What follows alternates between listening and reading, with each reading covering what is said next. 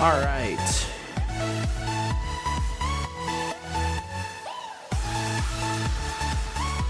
I believe we are good to go. All right, we should be good.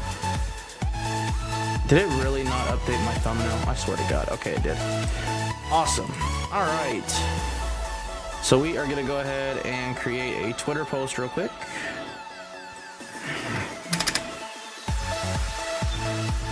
And make sure that we get this updated.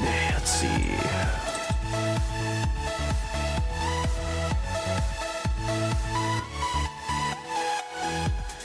All right.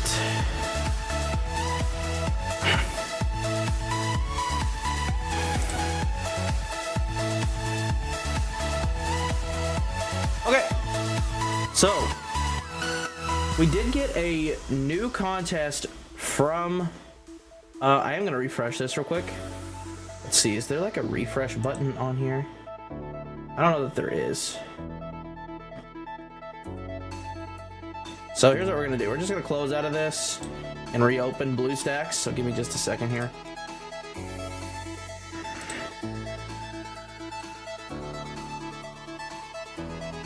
We are going to reopen BlueStacks. If you guys are new here, make sure y'all hit the like button and subscribe for more fantasy football content. We do also have the TikTok channel as well. So make sure you guys are, in fact, doing that as well. I want to make sure that we go ahead and do that as well. So give me just a second here. Let me put this on real quick and let me put in my information real quick. Give me just a second here.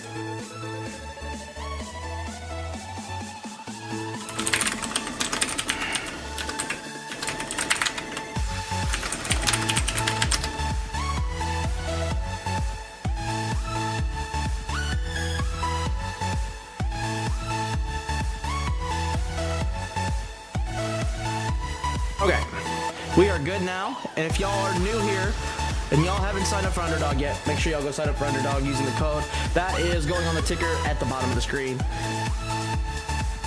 They will match dollar for dollar up to 100. As you can see, we have the new contest, the Eliminator. So, I'm going to kind of explain what the Eliminator is and kind of why it is an interesting format, and I kind of like it. One champion. You only get 15 entries into this. It is a $50 buy-in, so it is a little steep on the buy-in. 50 grand for first, 20,000 for second, 15,000 for third, 10,000 for fourth, etc., etc., etc. Basically, how this works is there will be cuts every week. So early on, I'm thinking maybe we want to look at guys with good floors, and this is a weekly cut. So you know, you could get cut as early as week 1 in this if you do really poorly, which I would not anticipate us doing poorly, but you can. You could get cut week 1. The goal is to make it to week 8. That's when payouts start to begin to happen. So, you can make it to week 8. You'll make $55. You'll only make like $5, but still, at the end of the day, you are making it into the top 868 people. That's top 5th. So, I feel like that's pretty good odds. This is going to be more so for your addicts of fantasy. So it's going to be interesting to kind of see how these pan out. I don't know how long this contest is going to be open. It is already 824 entries, and it's already at 14% full. And it just opened. So it's kind of crazy that it's literally just now opening, and we're already at 14% filled. But anyways, to explain the format a little bit. So, I'm going to go to the rules here and kind of show you guys briefly what it says and kind of explain as it goes what it is. So, round 1, we are in 12-person groups. So, these are the people you will be drafting with, round 1. Round 2, you will get a new group of 15 seats. So, new league, new group of people. You will not be redrafting. So, you will want to try to build a unique team, but at the same time, you are not going to be in the same group of people as other people that you drafted with. So that's what makes it kind of interesting. Same with round 3. You get a new group of people. Round 4, new group of people. Now round 5, group of people. So on and so forth. Until you're the last man standing in week 17. So, how this works. At the end of round 1, so at the end of this round, they will be taking 10 of the 12. So 2 people get eliminated from the first set here. Next, at the end of round 2, they will be taking 13 of 15. So they will be, once again, eliminating 2 people. The end of round 3, top 8, once again, eliminating 2 people. The end of round 4, top 10, they will be eliminating 3 people. The end of round 5, 7 people, they will be eliminating another 3 people. And it will continue this method here. Round 6, 3 people. Round 7, they will take the top 7, they will eliminate 4 people. And you can see that this is going to be all about getting the good floor in the first 8 weeks to cash. I think that's what this is going to be looking at if you want to win this format. I think you need to have some solid tight end play. I think you need to have some solid quarterback play. I think this is going to be a format where you could take 3 or 4 quarterbacks and be viable. Same with tight end. I think you could take 3, 4, 5 tight ends and be viable to win this thing, because that's how you're going to differentiate yourself. You can get the floor from your receivers. You're going to have to differentiate yourself at tight end, so and quarterback. So just my thoughts, my initial thoughts anyways, on the Eliminator. I think it's a good format. I like it a lot. I wish it was not $50 to enter. That's a really steep price to pay each draft, especially when you get 15 of them. So that is kind of tough. And I'm going to show you guys too. I do have some slow puppies going on. I did hop in a few before the lobbies closed. I was going to do 2 at once, and then I realized, oh, these are slow drafts, not fast. So I went ahead and spammed up and got a bunch in. So I do have about 10 more entries of the puppy. So we did get roughly 40 entries into the puppy 3. So we got a decent amount into the puppy 3. We've done a few best ball manias at this point. I do want to show the updated spreadsheet as well. So give me just a moment here. Let me show you the updated spreadsheet here. Give me just a second here. Where is that? Here we go. So we're going to show you guys the updated spreadsheet here. I want to pull that up. So, Best Ball Mania 5 drafts, or 4 drafts. We have not done these yet. I am still working on them, but this is kind of what we have so far from where I've been selecting my drafts from, how many I actually like, you know, from those spots.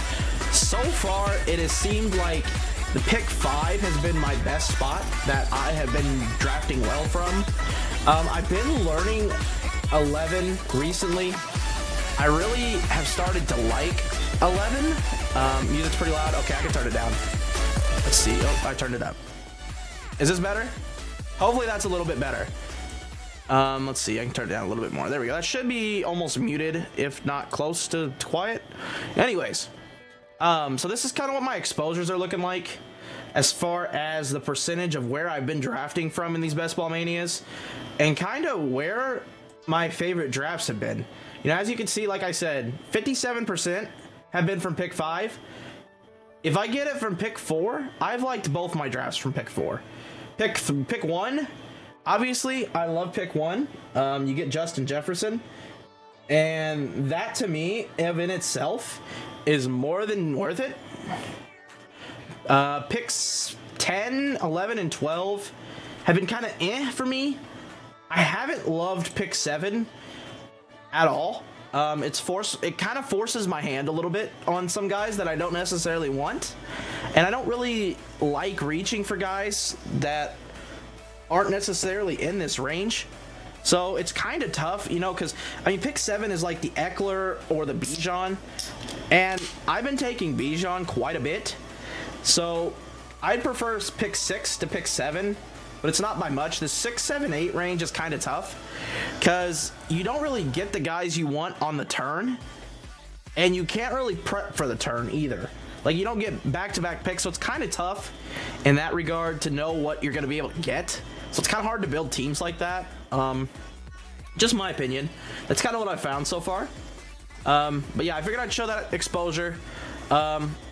So I'm going to ask you guys as viewers, would you guys rather see Best Ball Mania drafts, or would you guys rather see the Eliminator? Because honestly, I'm okay with either one.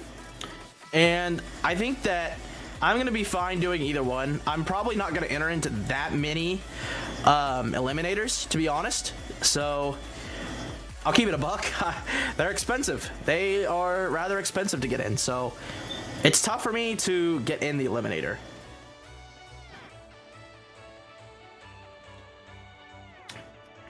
I don't know what the Eliminator is. I'll explain it again. So, the Eliminator, $50 to enter. It is a weekly elimination. So, round 1 is a week 1 tournament. You will play in week 1 against other people in your group. You will have, I believe it is 12 people in your grouping. Yeah, 12-person groups. So round 1, you'll be playing against 12 people who you draft with. So from round 1, they will take the top 10 and move them on to round 2. So if you're in the bottom 2, you're out. Round 2 is 15 people, and they put you with different people. So like the original team that you drafted gets thrown in a group with 14 other people. So basically then you're looking at week 2 being the next week that you have to perform well. You make it into week 2, the top 13, you move on to week 3. Week 3, they throw you into a 10 people room. You have to compete against 9 other people and get into the top 8 to move on to week 4. So on and so forth until you get to the last man standing in week 17. 6 people will be the last people standing in this, and that's kind of how it goes. Round 13, that is where they're going to be making a lot of cuts. Obviously, as you can see, round 13, they'll take the top 15. That's when the field will be cut in half, pretty much, at that point. So, round 13, if you can make it past that point, you're in good cash. I like this for best ball a lot more than the typical best ball because you can kind of build a safer draft, right? This is more so building for floor than it is building for ceiling, in my opinion. So, as I was kind of explaining earlier, I think this is one of those kind of formats that you can build 4 or 5 tight ends and get away with it, and 3 or 4 quarterbacks and get away with it, because you're going to need those upside weeks out of those positions in order to be able to advance in these kinds of contests. It's just how it has to be. You know, there's 10 bench spots, so you get a good amount of bench spots. So it's kind of tough to take the guys that are missing early on too. So for example, like Alvin Kamara in this format misses the first 3 weeks. He's going to be a tough one to take in this format, simply because I don't know how much you can trust Alvin Kamara as far as, you know, missing 3 weeks is a lot to miss in that format. So it's really tough to be able to trust him in order to do his thing. You know, it's tough. It's very, very tough to trust somebody like that in that kind of format. So I think it's interesting. $50 though to enter per entry. It's tough. It's very tough because you can get in 15 times to this. And it's already filling up. It's literally already, I believe I said it was at like 14% when I started stream. It's already filled up another percent. Like it's already at almost 1,000 people. It's already almost a fifth of the way full. So like, this may not even be here by the end of tomorrow type deal, because everybody's getting in on this. That's big. That's like addicts like myself. So it's kind of tough. But that's what the Eliminator is. I would do an Eliminator, or I'll do Best Ball Manias. Kind of depends on what you guys want to see. So I'm kind of going with the flow here. We can do a Best Ball Mania to get warmed up. How about that? We'll do that first. We'll do a Best Ball Mania first, just to get loose, just to get warm. And then we'll kind of go from there. Even though I've already drafted like once or twice today, so 3 more to start. If you guys want to hop in, go ahead and hop in. If y'all haven't already, like I said, please make sure you guys drop a like, subscribe to the channel, turn on the bell. We're not going live every day. Like I said, I got bills to pay, I got stuff to do, so it is tough to go live every day, but we do post over on TikTok, and we are going to start trying to post on YouTube. My updated rankings will go out this weekend, so of course I'm going to get the 110. I've said it before, and I will continue to say it. I hate the 110.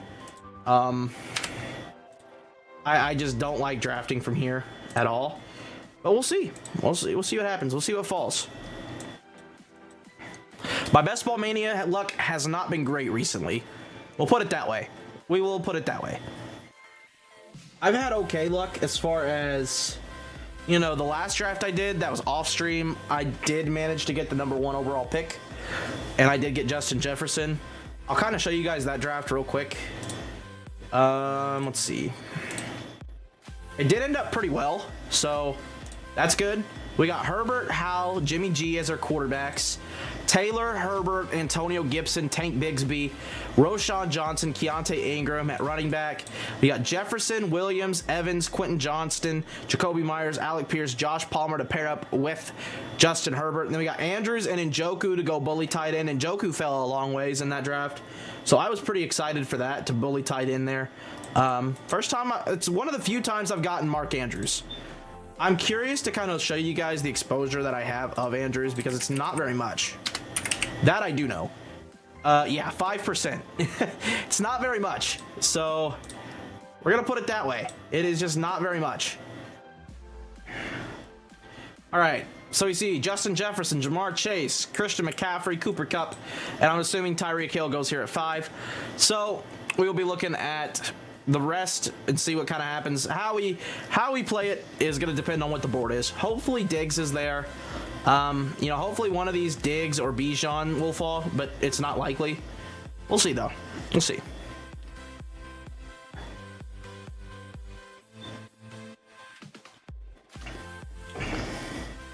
I have plenty of Kelsey.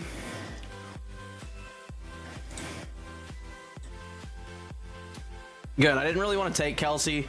I have plenty of him. I'm actually above market on Kelsey. That just kind of shows where I've been picking from most of the time. I'm above market on Kelsey. I'm above market on I'm trying to think, Bijan. I'm above market on AJ Brown and CeeDee Lamb. So it's been kind of tough to vary up here. Diggs goes. We're hoping Bijan falls to us here, but I doubt it, like I said. Maybe he likes the receivers more and wants to build around a receiver. We'll see, though. We're kind of hoping here. We're praying that we add to our Bijan shares. It's kind of the goal. If he takes AJ Brown, I'd be happy. If he takes CeeDee Lamb, I'll be happy. If he takes Bijan, I'll be sad. But it is what it is. He does go ahead and take Bijan. That is unfortunate for us. We're just going to take the guy we like the most, I think, here. And we're going to go CeeDee Lamb. I just don't really see... Everything broke right for AJ Brown last year. And it almost feels like CeeDee Lamb got a little unlucky last year. Do you think Chubb will be as good or better than last year? I think he'll be better than last year. As good at the very minimum. I'm leaning more towards the upside with Chubb. Lost Kareem Hunt, so he's going to get more opportunities in the backfield. And on top of that, I think that his partner in crime in the backfield there is also week to week right now. So he hasn't gotten a lot of practice. Jerome Ford hasn't gotten a lot of practice. So I think Chubb is one of those guys that's actually going to get some receiving work now. We'll see. You know, I think he's got good potential, definitely, to be getting more work, especially if Deshaun Watson does struggle, which I have Deshaun Watson a lot. So I'm not gonna lie, I'm very optimistic in that offense. So I think Chubb will be good though.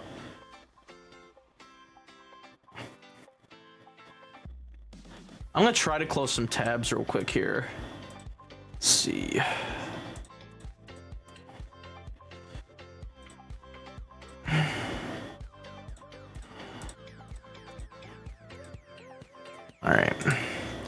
All right, so we are up here, and Nick Chubb falls to us. Wow. We will gladly take that start of CeeDee Lamb and Nick Chubb. I do like that start quite a bit, so... Like I said, and I will always say, a Nick Chubb, CeeDee Lamb start, I'm never going to be mad at that. Devontae Adams, I do like that pick. It's just not a unique combo. If you're going to do this, you just as well take Adams first, I feel like, because earlier best ball drafts, I feel like Amon-Ra was going earlier, so it's kind of tough. It's kind of tough.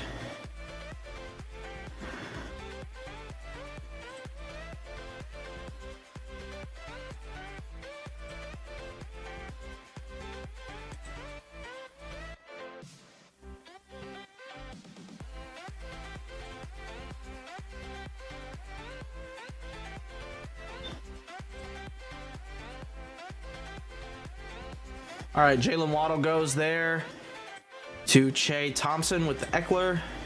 Tony Pollard at the 204. Not really a whole lot to talk about in these first initial picks. I mean, it's more so when we get later on in the draft. It's going to be kind of that's where stuff starts getting interesting, right? I mean, these first initial picks, they really aren't. We know who they are at this point. With the news of JSN today, I've kind of already done a few drafts. DK hasn't been moved up much. Definitely Jackson Smith and Jigba has been moved down. So they're saying, initially they were saying he was going to have surgery, but now they're saying he's not going to have surgery. So I'm not really sure exactly what's going on. We'll see. So we will see as the season progresses. That's going to hurt me quite a bit. I won't lie. I'm going to turn the music off because honestly, I think it's making my stream lag a little. Do I think it's a bad thing? Yes, obviously. You don't ever want to see a fractured wrist going into season. I think you should be avoiding him? No. I still have a firm belief in Jackson Smith and Jigba.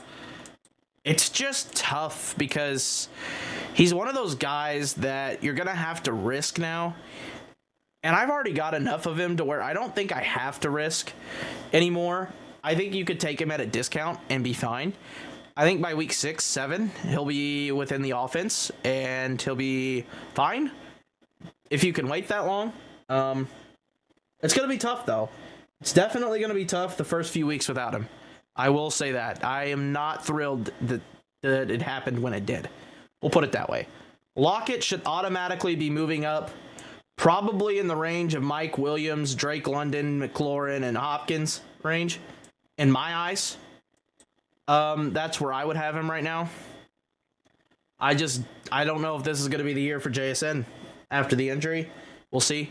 I'd been drafting some Lockett recently, trying to get my exposure up of him as well, just in case, the ladder happened and Lockett ended up being the guy, and we see him as a top 15 finisher again, being drafted as the top 30 wide receiver.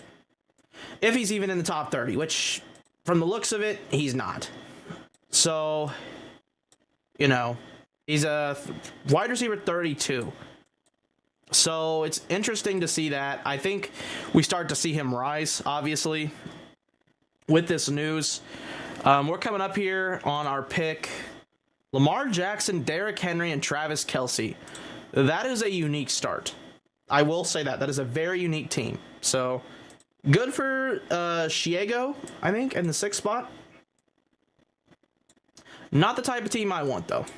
I believe this Tad Amazing and Yaga Milite are on auto.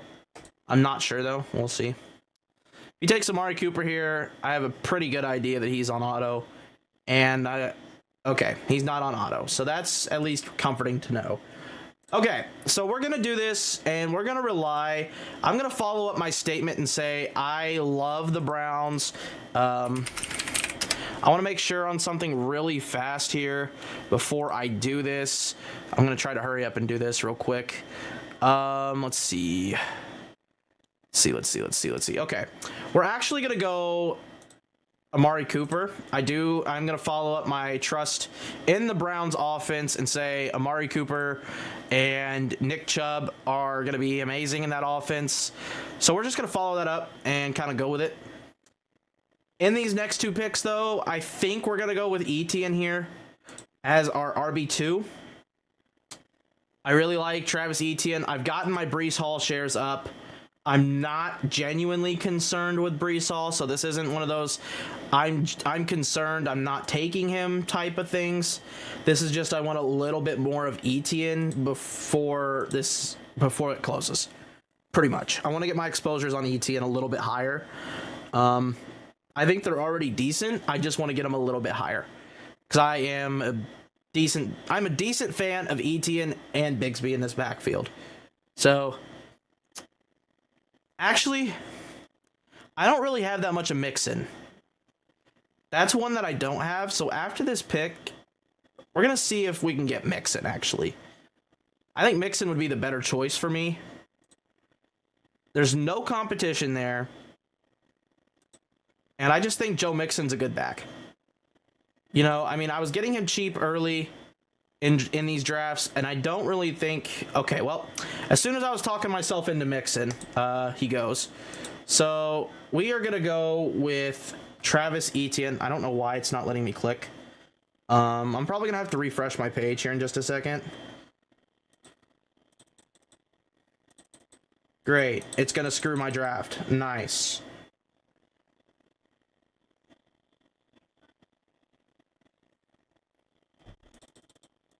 It's not letting me do anything. Awesome. Awesome. Awesome. Awesome. So I guess we're going to take Judy. Nice. Nice. Nice. Nice. Give me just a minute. I don't know what's going on with this. Let me close it real quick. That sucks. That actually sucks. Because that's not really what I wanted to do whatsoever. And it sucks that they don't allow the web version of this in Indiana. That's why I have to use BlueStacks. It's very irritating. I don't know why they allow the mobile version but not the web version. It doesn't really make much sense to me. But it is what it is. So unfortunately, we're probably going to have Judy. Yeah, Etienne's still there. We got Judy. Okay. Well, that really sucks. It is what it is. At least we don't have 4 receivers, and at least it's not a guy that I hate. So, at the end of the day, it is what it is. I really wanted Etienne, though. That kind of sucks. Thank you, app, for being stupid. See, now it wants to work just fine. Thank you. I really appreciate that. Let me open the settings here real quick and see if I can maybe turn it down.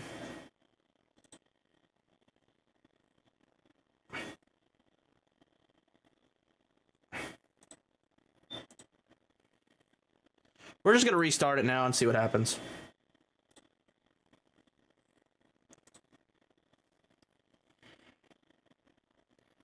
I know this seems like a bunch of random stuff, so I'm just going to... I don't even know what that stuff is, so... Alright.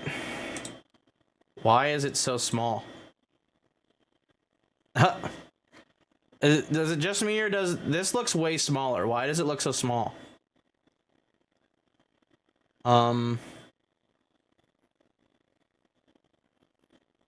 No, this is not at all. Okay. I apologize. This is definitely way smaller than what it was. We're just gonna go back to the old settings. That's fine. I don't know why that was so small, but it was. So we're gonna go back to the old settings. I don't know why this is doing this, but it is what it is. No, no, no, no, no. Oh my god. This is just not going well today. Nothing about this is going well. If you guys are new here, please make sure you guys drop a like. I do apologize for the little malfunctioning that's going on right now. Like I said, when Underdog allows this to be in Indiana, web-based, I will be the happiest man alive. That looks much better. Okay. Let's see what we missed here. So we picked Judy, Mike Williams, Terry McLaurin, Travis Etienne, DJ Moore, Justin Fields. Darren Waller has been going way ridiculously early. I get he looks good in camp. I get he looks like the #1 guy. I understand all of the above. But we're drafting him in the 4th round now over TJ Hawkinson.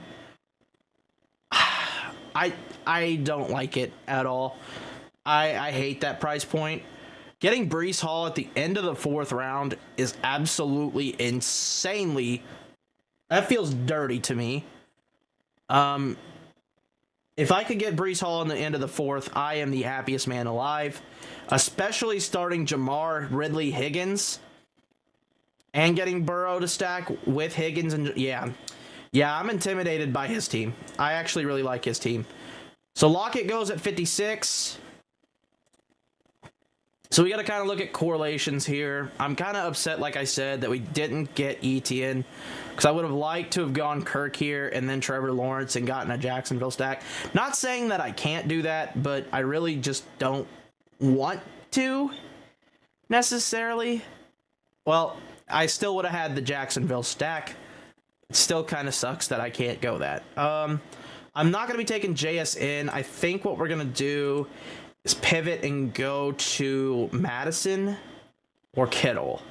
And I am leaning towards Kittle just because I like Kittle quite a bit. And I want a piece of the 49ers offense. So we're going to go George Kittle at pick 58. I don't think that's a bad pick.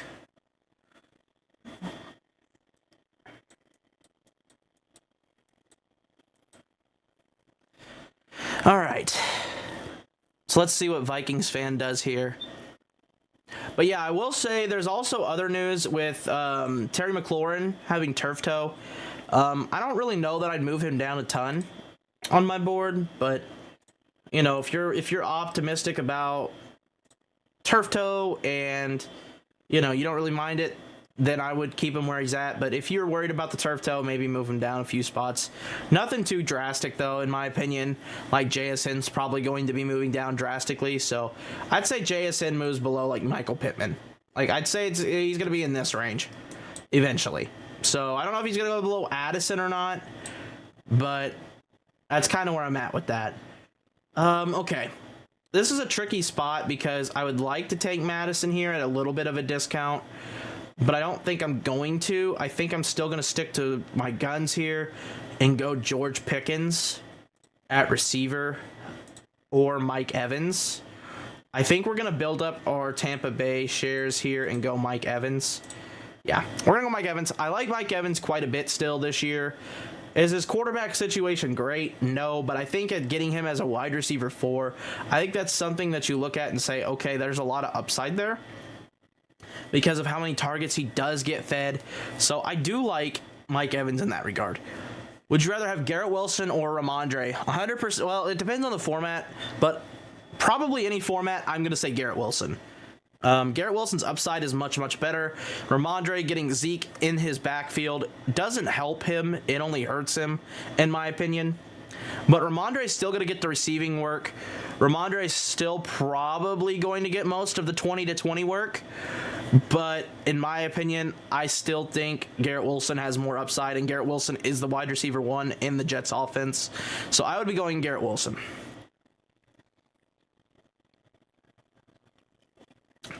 How old is Evans? Evans is going into his age 30 season, I believe.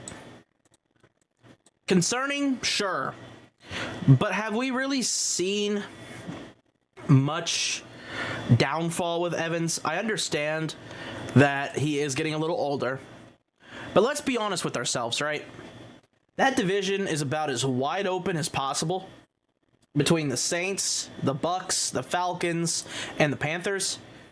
And I think they're going to be in games where they need to throw the ball. They're going to need to throw the ball. Like, because Rachaad White's okay, but Rachaad White, let's not forget, is a receiving back. Let's not forget that.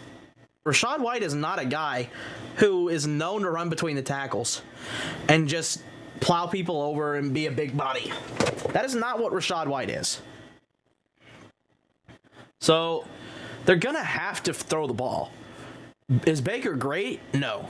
Baker's not great. Baker definitely is not someone I trust.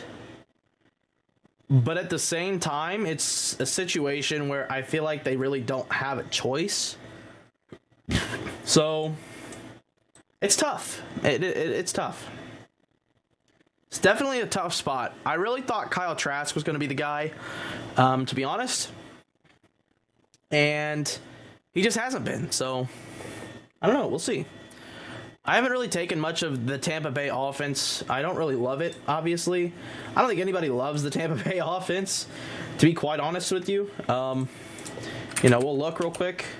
Yeah, as you can see, I have 9% of Evans, 9% of Godwin, 7% of White, and we have 1 share of Cade Otton. I mean, there's just not much to love, to be honest. There's just not a whole lot to love there. So it's tough. It's definitely tough.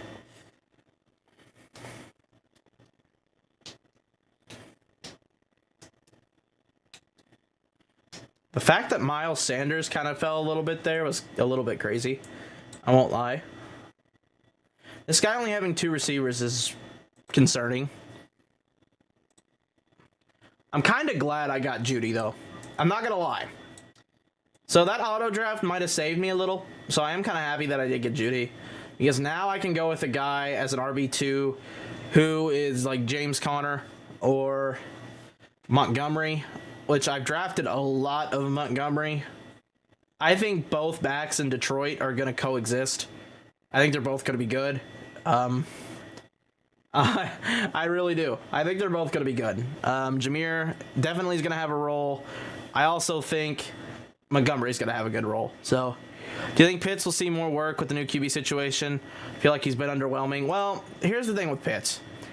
He's been injured, which, you know, when you get injuries, it's tough. It's very tough.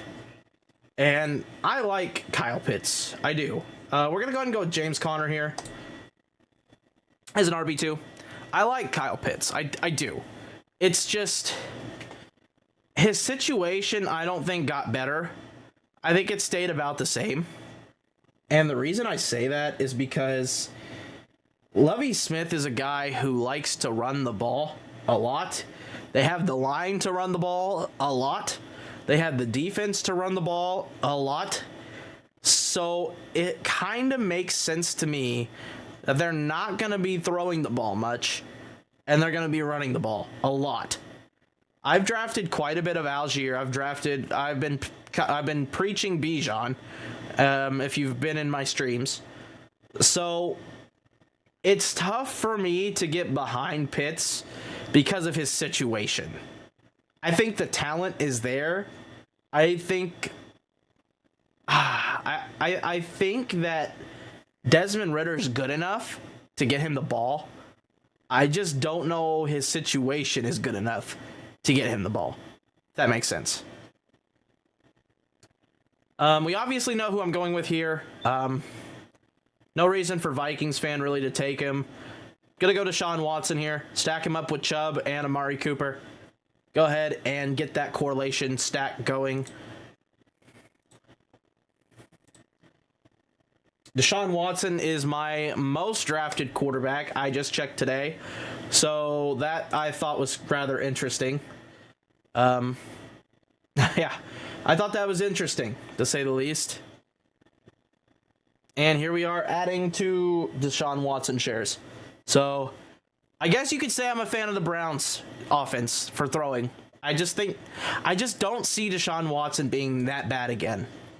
I just can't see it. He's had a whole offseason now to get to know the playbook and to get to know his personnel and to get back in the swing of football. He got the tail end of last season to kind of shake off the rust. I just don't see him being that bad this year. And this is best ball, so we're drafting for the upside, you know? I mean, at the end of the day, we are drafting for upside. So I just think he is the most upsided quarterback in best ball because of how good he was just 3 years ago. Yeah, that's just my opinion. We're gonna go look at the exposures real quick. Yeah, Deshaun Watson, I have spent the most on. Add $25 onto this, so him, Kenny Pickett, Kirk Cousins, Dak Prescott, Justin Herbert, Russell Wilson, Tua, Aaron Rodgers, Josh Allen, Trevor Lawrence, Jalen Hurts, Geno Smith, Brock Purdy, Daniel Jones, Pat Mahomes, Joe Burrow are all guys that I either have average shares of or above average. So I like that. I would like to see more Fields in AR. Howell, I would definitely like to see a little more of. Lamar, I'm just kind of living without at this point. I'm not saying I'm out on Lamar. I'm just saying be cautious. Be cautiously optimistic with Lamar. They're talking about him throwing the ball more. They're talking about, his weaponry being better. I understand both sides to that. But at the same time, I know Lamar Jackson hasn't played a full season since his MVP season, and that was the only year he played a full season. So when I say draft for upside, I understand that is upside if he does play the whole year. If he does play the whole year, you know what? I'll accept my L. It is what it is. But if he doesn't, well, you know, that's 2-3 weeks you're without a QB1 because you're banking on him being a QB1. And as early as he's going, I would much rather take Justin Fields because Justin Fields and him are kind of like neck and neck now. So I would much rather be taking Justin Fields than Lamar Jackson. But that's just me. You know, I mean, does Lamar have the better weapons? Yes, he does. Is Lamar a more proven commodity? Yes. I understand both those points. But I also understand that Justin Fields is going to be a guy who has to be on the field to win the game. He has to be. And Lamar doesn't necessarily have to be on the field to win the game. They have a good coach. They have good players around him. Huntley does almost the exact same thing Lamar does. Obviously worse, but he does similar things than Lamar does. And it's one of those situations I just don't want to be involved with. I'm not a big fan of Baltimore at all this season. I'm just not. So I've kind of avoided them. You know, I don't know how good OBJ is going to be. I don't know how good Rashad Bateman's going to be. Zay Flowers is a rookie, so we don't know what he is yet.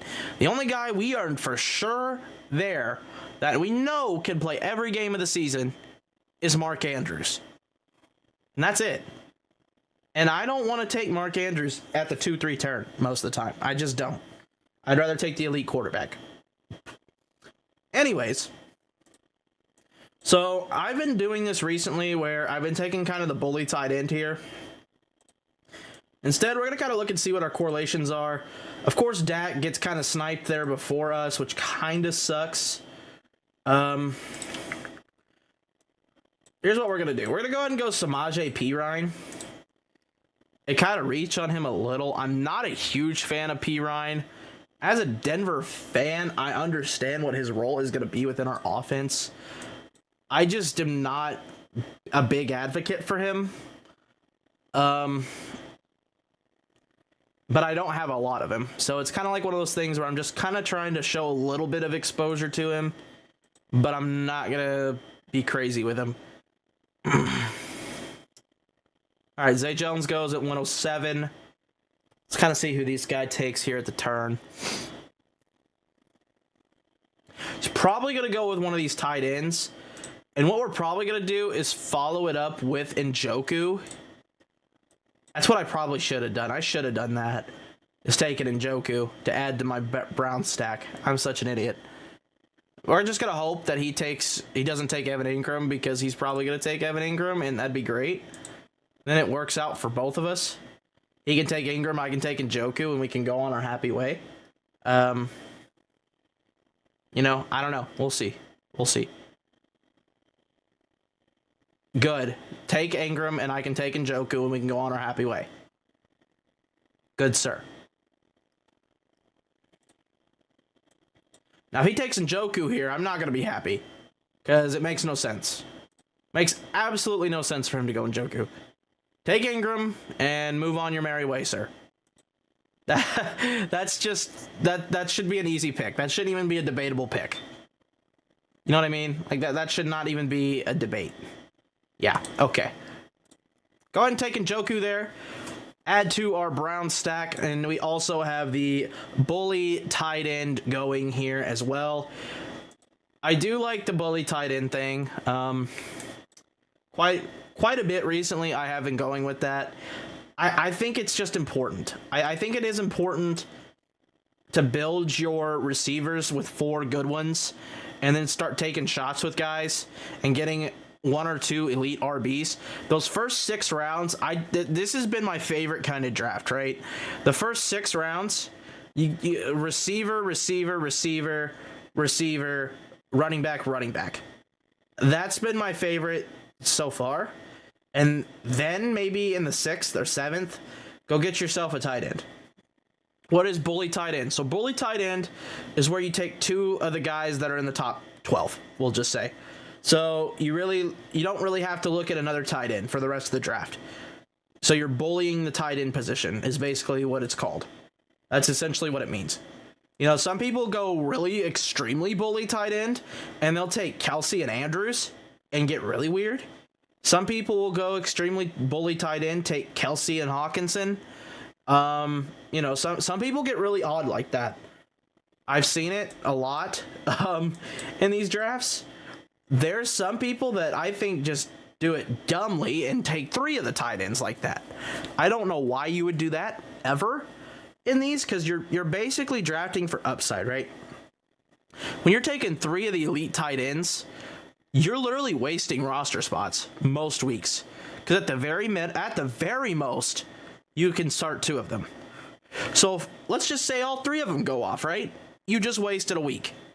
You literally wasted a week. Because you can't put them in the flex, you can't put them in a receiver, or there's not two flexes you could put them in. There's only one, and there's one tight end spot. So there's only two spots you can put them in. You just wasted a week and a roster spot that week. So it's very hard for me to draft more than two, because even if you get two guys that go off like this, it does help your flex floor. It does. It helps your flex floor. And it helps you kind of relieve your receivers a little bit, because you don't have to necessarily be looking so heavily for flexes. You can look RBs. Now I have the opportunity to go in and say, okay, you know, week 5 is going to be interesting because you have CD, you have Judy, and you're going to take a flyer guy at receiver. But you know you're going to have Kittle at tight end to make up for that. You know you're going to have Connor and Pirine early. So, you know, even outside of week 9, you know, or week 5, week 9, let's just take, for example, you know, you're going to have Njoku, you know, you're going to have Evans, you know, you're going to have Cooper, you know, you're going to have CD. So, you know, you're going to have a tight end 1 that week, potentially. And on top of that, you know, when CD's on a bye, you got 5 guys here that could potentially fill that flex spot. So it opens up a lot more flexibility on bye weeks too. So that's another thing I really like about it too. And of course, it's stacked up and correlated. That's cheap. It's the cheapest way to stack as well, to get a team's tight end late. For example, a late stack that I've been getting quite a bit of: Jordan Love and Luke Musgrave. Cheap, and it does the job if Green Bay happens to do it. You know, I mean, it does the job. You get a share of Musgrave, who's going to have some boom weeks. You get a share of Jordan Love that if Musgrave goes, Jordan Love's probably going to go. So it definitely helps in that regard to be stacking when it comes to these, because if somebody booms, then it's going to hit, and you're going to be so happy that you have the stack of the quarterback. You know, another receiver that I'm really high on this year, CeeDee Lamb. I think Dak Prescott is going to throw a lot of picks. You're just going to have to take the good with the bad. You know, I think with Dak's one of those guys that you don't necessarily have to pair up with CD. I think CD's a guy you don't have to stack. I think CD's going to have a phenomenal year. Amari Cooper's a guy that I think is going to have an exceptional year, and it's going to be because Deshaun Watson gets better. So I like the weapons in the Bears offense. That's kind of my theory on that. Elijah Mitchell's back practicing. I love that. I'm drafting him. No question there. Elijah Mitchell for me, I really like him. I've always liked Elijah Mitchell. He showed it his rookie year. He did well when Christian McCaffrey came over even. You know, he bit into some of Christian McCaffrey's work. A lot of people don't want to talk about it because Christian McCaffrey had such a good season when Elijah Mitchell did go down. So a lot of people just overlook the fact that Christian McCaffrey was only averaging about 10 to 11 points per game when Elijah Mitchell was on the field. And I think that's going to be something that hurts a lot of drafters, especially now that we know that Elijah Mitchell's probably going to be ready for week 1. I think that's a lot of overlooking happening there. So it's tough. It's tough. That's also why Kenny Pickett is one of my highest owned too, going back to the quarterback point. Cheap, He's one of the last rounds. He's very cheap. Freiermuth is my most drafted player in the whole thing. He is the last tight end one for me that I trust to be a 2 tight ender kind of draft. So I like taking him a lot. And I think that Freiermuth is a guy that has a lot of upside this year. So yeah. We're looking at a receiver here. Definitely. I think we're going to go with Marvin Mims. Yeah, I think we're going to go with Marvin Mims. Actually, no. Yeah, we're going to go with Marvin Mims. I like Marvin Mims and Denver offense. Denver offense can, this is all banking on Russell Wilson being better than what he was last year, which, honest to God, I don't know how it can get much worse than what it was last year. I really just don't see it getting any worse. So, I think it's just bound to get better. With Sean Payton there, ever since the Sean Payton thing, I've been very optimistic for Denver. That might come from me being a Denver fan. I don't know. Just me, though. You see Damian Harris goes. I'm not a big Damian Harris fan. I could talk on and on and on about Damian Harris. Just not a big fan.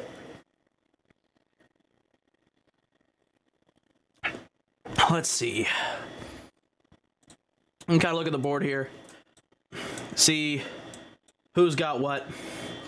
We have Joe Burrow stacked up with Higgins and Jamar, Ridley, Brees, Javonte, Zay Flowers, Khalil Herbert, Rashad Bateman, Jarrett McKinnon, Daniel Jones unstacked. Okay.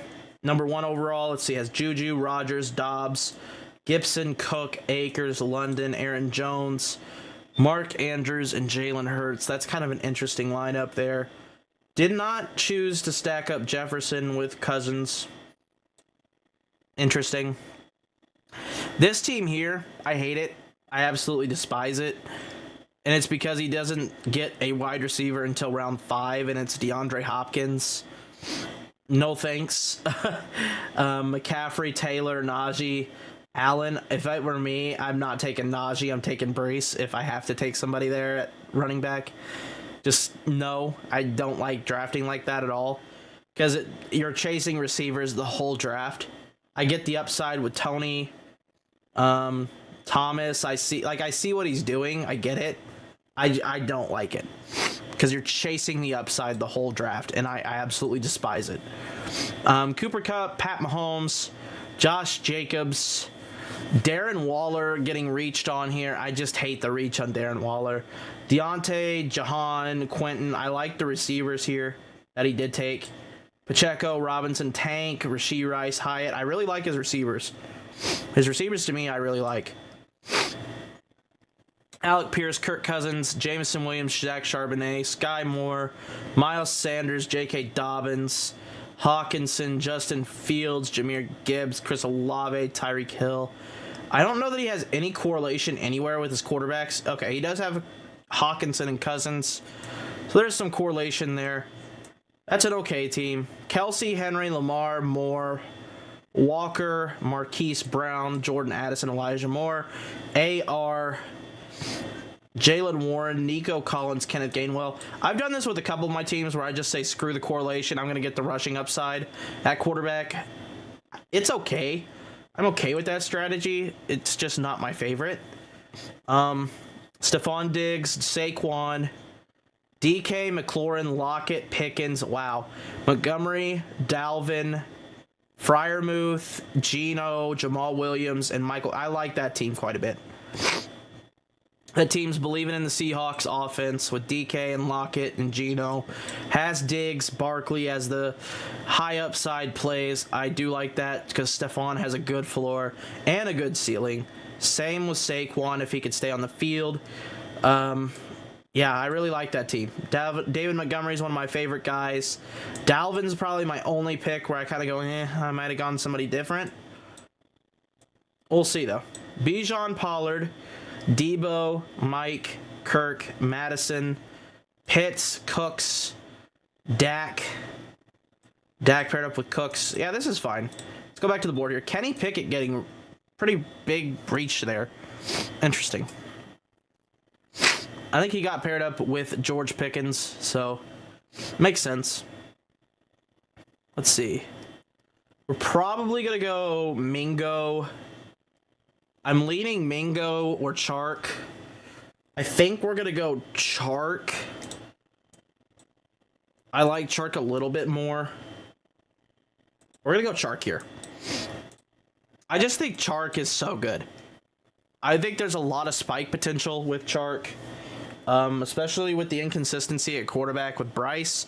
I just think there's going to be some weeks where Bryce looks great and other weeks where Bryce just doesn't look great. So that's the biggest thing with him.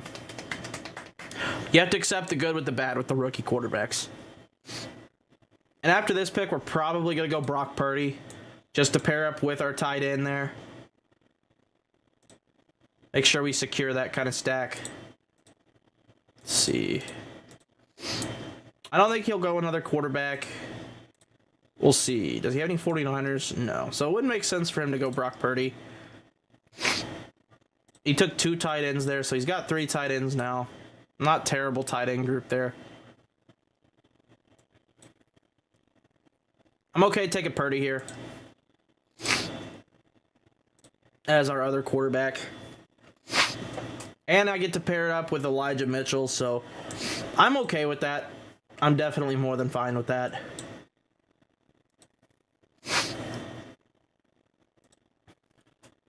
With our next round, we're going to need to be looking running back. Could be ready for week 1, Jerome Ford. Hamstring, starting off an injury, or starting off the season with a hamstring injury, it's just never good. Hammies are tough. Hammies are very, very tough to understand, like, going into the season, how bad they are, or if they're playing an or cautiously, or what exactly they're doing. So it is rough in that regard. So we'll see.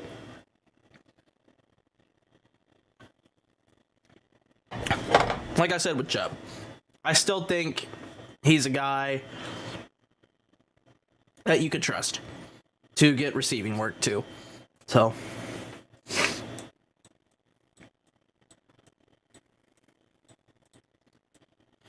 let's see. This could be a 3 QB league. Could be. Depending on who we get. Because I'm okay with taking like Sam Howell and going Curtis Samuel. I'd be okay doing that as well.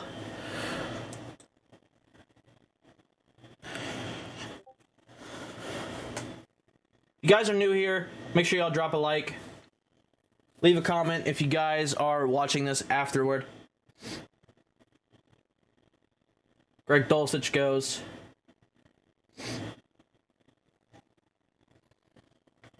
Dulcich, a guy who's moved down boards, which makes me sad because I had a decent chunk of him. I really thought he was going to be the guy. I don't know. I'm not so confident in that anymore. Because we've been seeing Trotman on the field, and it's just discouraging to know that Trotman is even remotely even getting playing time, let alone being on the field. So it sucks. It definitely sucks. I don't love it. We'll put it that way. I do not love it.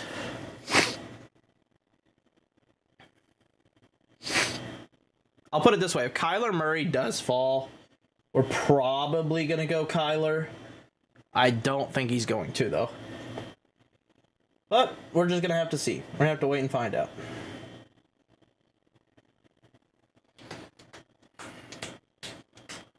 Dude,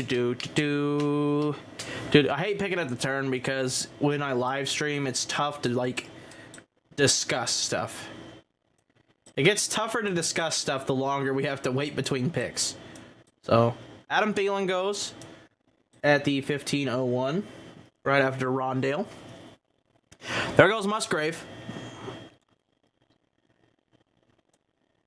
He has Musgrave, Laporta as his tight ends. That's interesting. Because a lot of people don't believe in the rookie tight ends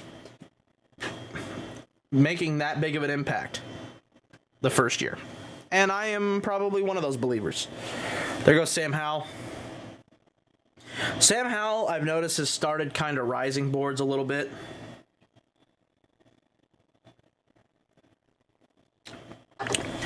Is Jason getting surgery?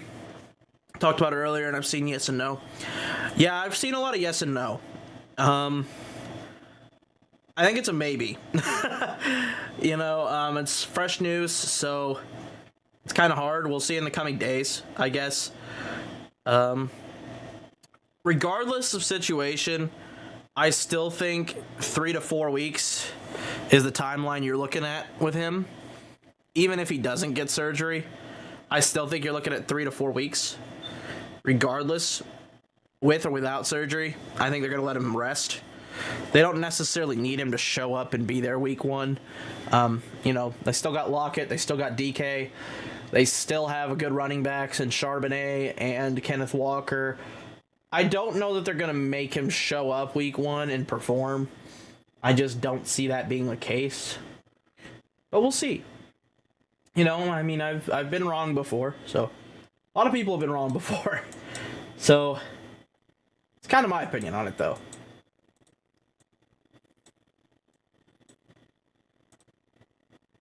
He took Kyler Murray right before me. That really sucks. I will not lie. That really sucks. So what we're probably going to do, and I hate doing this, but we're going to pivot to Bryce Young and kind of pair him up with DJ Chark. Kind of get that upside going. I don't like betting on the Panthers, but at the same time, I would prefer having a third quarterback on this build. I don't necessarily need a third tight end, so we're kind of going that route.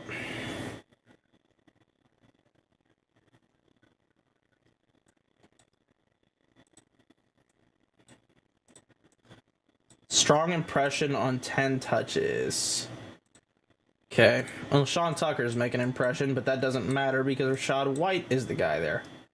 Doesn't even matter. Zamir White, I don't know if this guy's heard the news, but Josh Jacobs is going to be back week 1, so I don't think Zamir White's very viable. I don't know. I don't know. I don't know. I'm not a big fan of Zamir White. I'd rather take a guy that I know is going to be a cuff than Zamir White. That's just my opinion, though.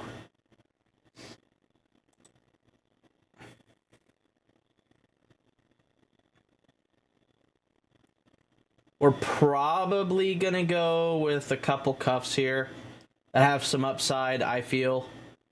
So, let's see. I think we're going to go ahead and do our very own Jerome Ford.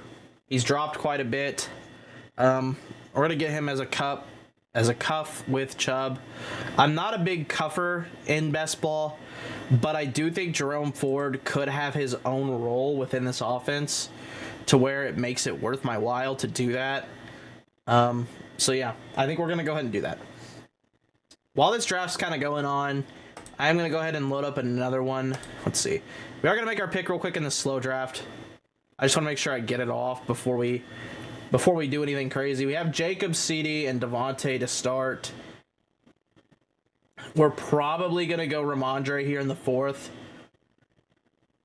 I don't know. It's a puppy.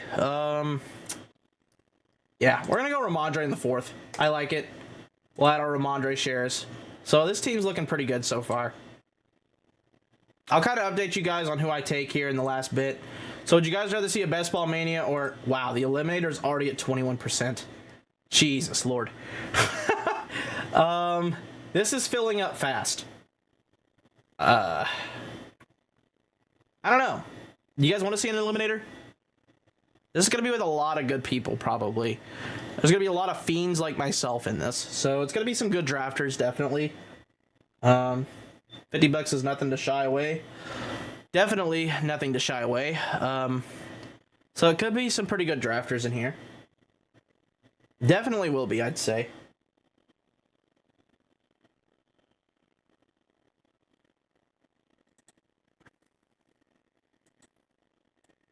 I'm okay with either or. Tomorrow I'm going to have to restock my money anyways.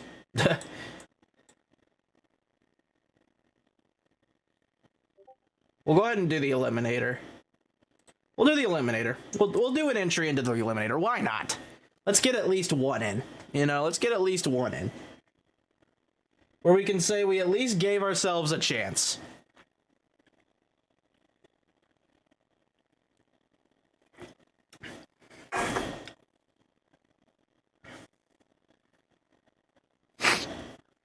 Now this is where I'm really going to go based off of rankings of who I like. Over more so, yeah, I kind of want to get this guy because it's more exposure, or yeah, I want to get this guy because it's a stack. This is going to be a lot more who I like, who I don't, and go from there. So you're probably going to get some raw opinions here.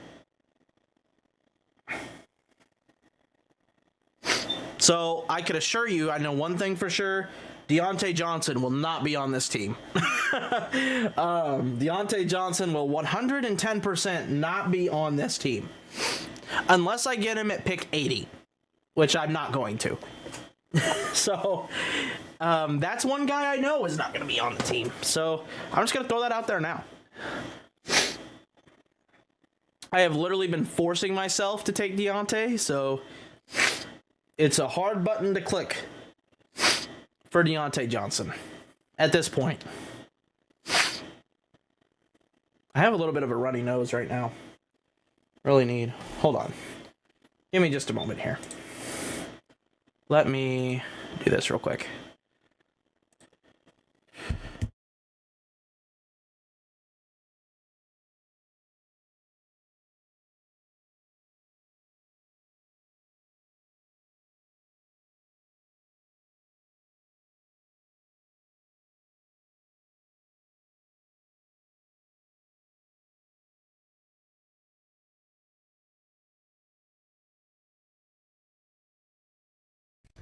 Okay, we're good now.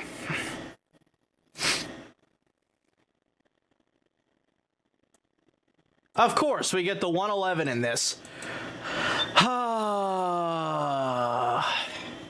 Sad. Big sad. We're not going to get Bijan. And we're going to have to take this stupid idiot named CeeDee Lamb again.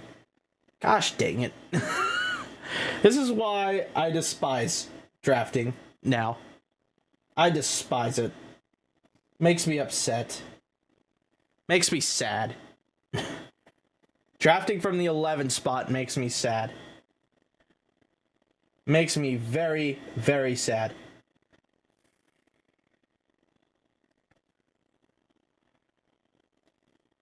Alright, so in the other draft, let's see. We went ahead and took Keontae Ingram. I'm kind of just getting cuffs by accident of the guys I already have. These are cuffs that I think are premium cuffs. I think Jerome Ford could have a role. And I think if the Cardinals give up and trade away Connor, we could see Keontae Ingram be the leader of the backfield. So it's kind of tough for me to choose against those bets. And for our last pick, we're probably going to go... Cedric Tillman. Just to get one more Browns kind of guy. So that's kind of how that draft's ended. Alright, so we got Chase, Jefferson, McCaffrey, Kelsey. Kelsey's going to go early in this. Tight ends are going to... I thought tight ends were already going early. Tight ends are going to go insanely early in this. Oh, boy. Bijan at the 105. Oh, boy. Oh, boy. We're not taking Tyreek or Cooper Kupp. Okay. Okay. Alright. I can already see where this is going. By the way, these people are total, and I mean this from the bottom of my heart, total draft addicts, by the way. If you're in this, you're a draft addict.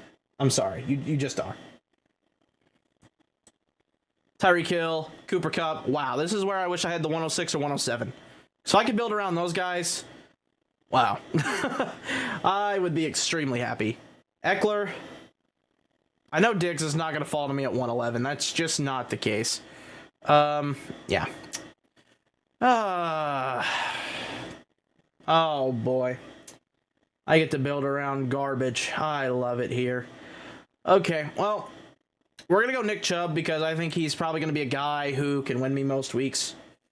And unfortunately, I'd rather have the bye week earlier than later, I think, in this, to try and avoid the elimination process later. I want my stars to be later. I want my stars to be there later. So, yeah. God, I hate what this is. Wow. Okay. This makes it interesting because I don't think AJ Brown's a guy that I really love to win me weeks. Amon-Ra, on the other hand. Adams, on the other hand. We're going to go Adams. I like Adams over all these guys. I'm taking a guy I like. I like Adams over all of them. I will not lie. I will not lie. You can have AJ Brown in the second. Have fun. Have fun with that. Davante Adams is a guy I think has been going way too low in drafts anyways all season. My exposure shows that. I draft him a lot because I get these stupid picks at the end of drafts every freaking time I draft. So I have a lot of Davante Adams. And let's be honest with ourselves. Upside-wise, I understand you want to take Garrett Wilson and Amon-Ra. I understand. I understand it. But Davante Adams has been a top 3 receiver for God knows how long now, regardless of the quarterback that's been back there. I don't care who's back there. I understand Jimmy G is not Derek Carr, but Jimmy G is a good game manager, and Jimmy G also is a guy who I know will feed Davante Adams. He's never had a weapon like Davante Adams. Ever. So it's tough to analyze the fact that he's never fed anybody, because he's never had anybody like Davante Adams. Seriously, think about it. The 49ers always have multiple mouths to feed, not just one mouth to feed. And realistically speaking, they have Jacobs and Davante Adams, and that's about it. So it's tough. It's definitely tough not to sit here and act like, that he's not going to be good, because I think he's going to be exceptional. I think he's got 1 or 2 more good years in him, to be honest. I truly do.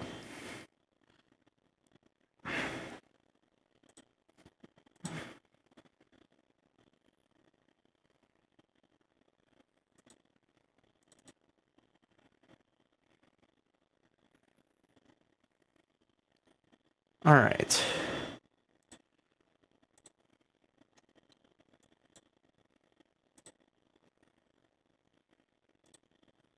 Oops. My apologies.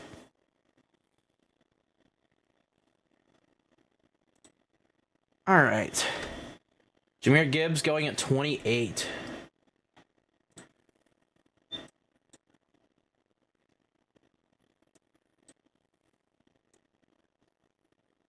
DK Metcalf going at 29. Surprised we have not seen Andrews go yet. There goes Andrews. I love this team at 6, dude. I love this team at 7. Holy crap. Depending on who he picks here, I'm probably going to fall in love with that team. Yeah, I'm in love with that team. Okay. That's unfortunate. The fact that Tyreek fell to 7 is nuts. Lamar. We're going to be taking Justin Fields here, by the way. I want a quarterback that's going to win me weeks. Justin Fields is just that. A quarterback that is going to win me weeks. That is exactly what Fields is. Does it suck that his bye week's on week 13? Sure. But we want to make sure that we are spreading out our bye weeks to the best of our ability, and we have a big chunk of points already in week 13. So stacking-wise, we're probably not going to do it. We're probably not. We're going to be looking at a guy like Mixon, Najee, somebody that can carry us home early on in the season. Ramondre's a really good pick here. We're going to go Ramondre. Yeah. Yeah, we're going to go Ramondre here. I think Ramondre is one of those guys we look at early on that could probably do Chubb's workload in week 5 early on, and I think that's a solid pick. We have one receiver through 4 rounds. That's a little concerning, but it's okay. It will be okay. We will make it, we will persevere, and we will move along. We will see what happens here.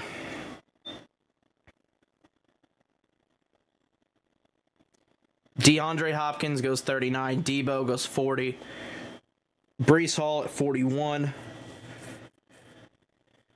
I'm just falling more and more in love with the team at 6 and 7. Truly, I am. Oh, man. I like Draft Dude's team, too. I don't really like Eckler, but I would have probably went Diggs, but it's fine.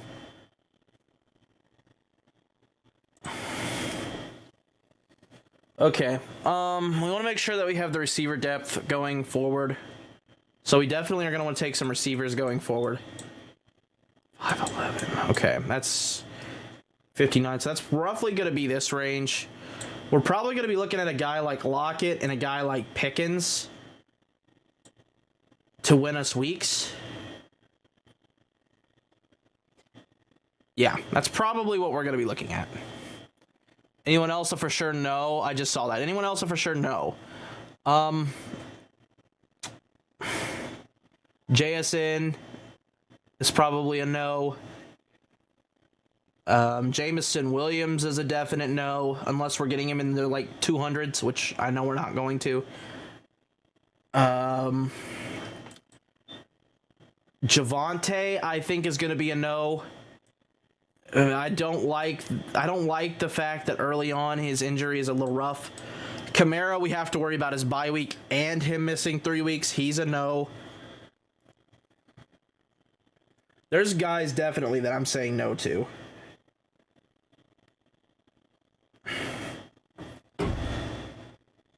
In this type of format, anyways.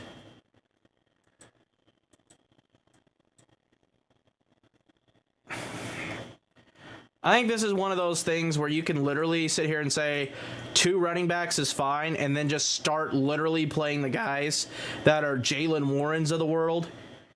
Like, I won't have to draft a running back till like 130 or 120 and just start playing upside. Hawkinson goes, Najee, Deontay Johnson.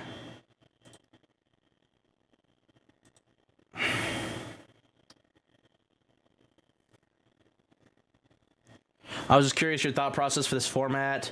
Yeah, this format's interesting.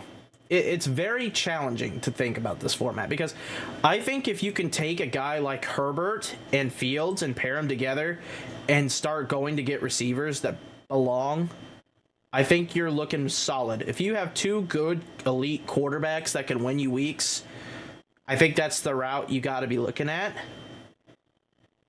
I also think 2 tight ends is a good route. I think the tight end route is probably a little bit more than the quarterback route, more feasible, because you have 2 spots that you could play the tight ends. Unfortunately, those were the 2 picks I was kind of looking at. If McLaurin falls to me here, I'm taking him. I'm just going to throw that out there now. If McLaurin is there, I'm taking him. Unfortunately, I didn't get the tight ends that I wanted. That sucks. There's still Pitts and Goddard, which I'd be totally fine with. Yeah, we're going to be taking Terry McLaurin. Considered day-to-day, I think this is a very good pick. We're going to go Terry McLaurin.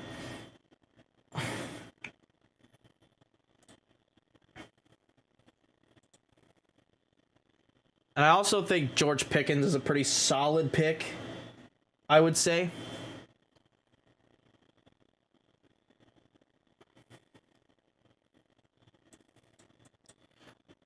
Yeah, I'm going to go with George Pickens here.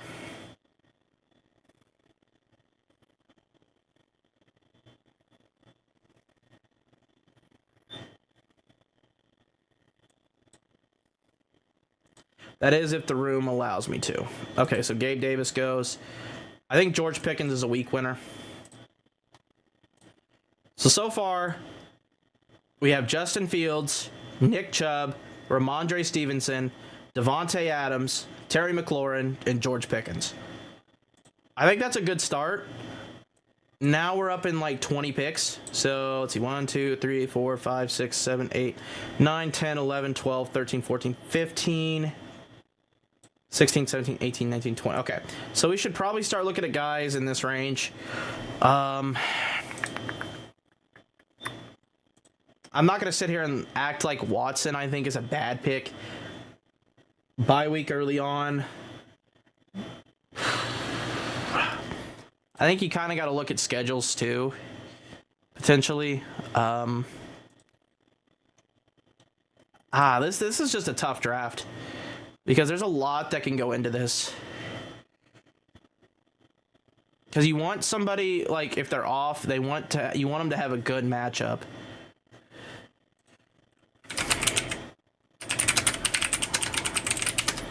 Let's look at something real quick here. Cleveland Browns schedule. Let's go ahead and take a peek. Week 1, let's see. So we have week 5 or week 13. They play the Rams. That's a great matchup. What is the Chicago Bears schedule? This is kind of one of those things that I'm kind of going in depth with just because I feel like it's good to know.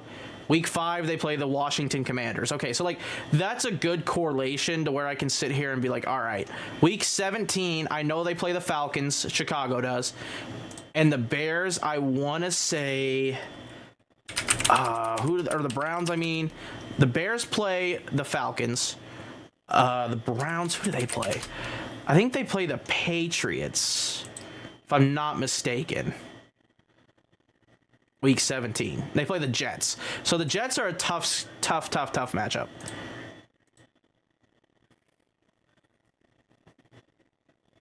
But I think the Jets are manageable.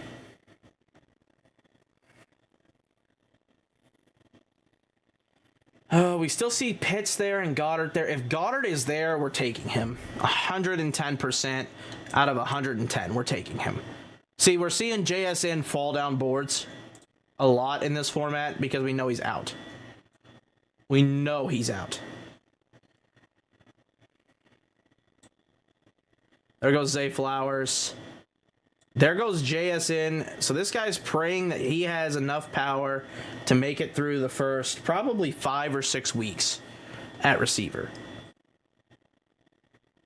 with JSN being out. And it's probably going to take him 7 or 8 weeks to get acquainted into the offense and actually be used. So the first 7 or 8 weeks is what that guy's kind of, in my opinion, planning to have without him. Just my opinion. Javonte is another guy I'm real hesitant on in this kind of a format. We'll see. There goes Goddard.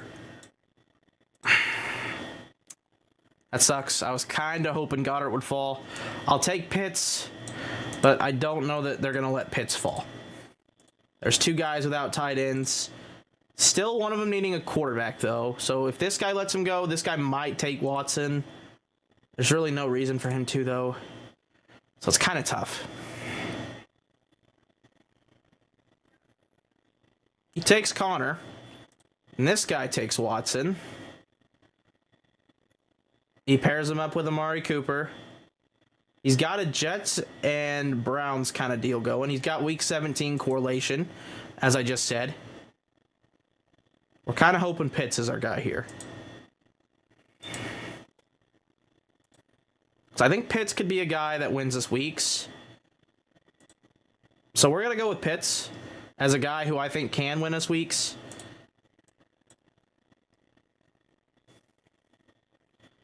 Okay. So we have 2 week 11s and 2 week 13s. So we're kind of wanting to play into that a little bit. I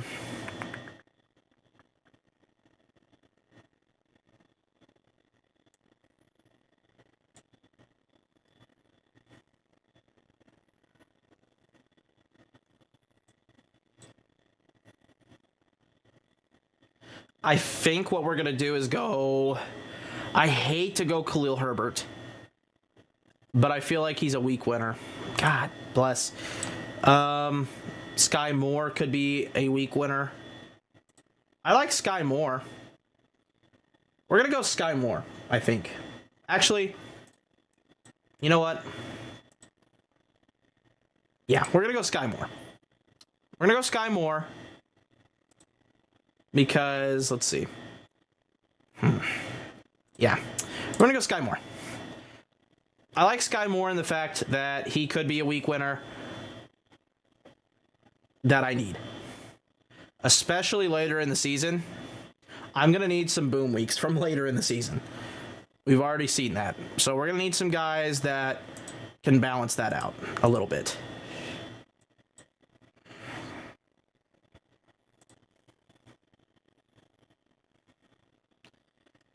All right, 1, 2, 3, 4, 5, 6, 7, 8, 9, 10, 11, 12, 13, 14, 15, 16, 17, 18, 19, 20. Okay. This is where I'm going to start looking tight end again. We're probably going to go with a guy like Freiermuth. Bye week of 6. That's a guy I want. I want to make sure I have 3 good tight ends. I need tight ends to win me weeks. I need quarterbacks to win me weeks. So we are going to make sure that we have at least options at quarterback and tight end to win me weeks. I want to be sure every single week I have 2 choices that can win me weeks. That is the goal.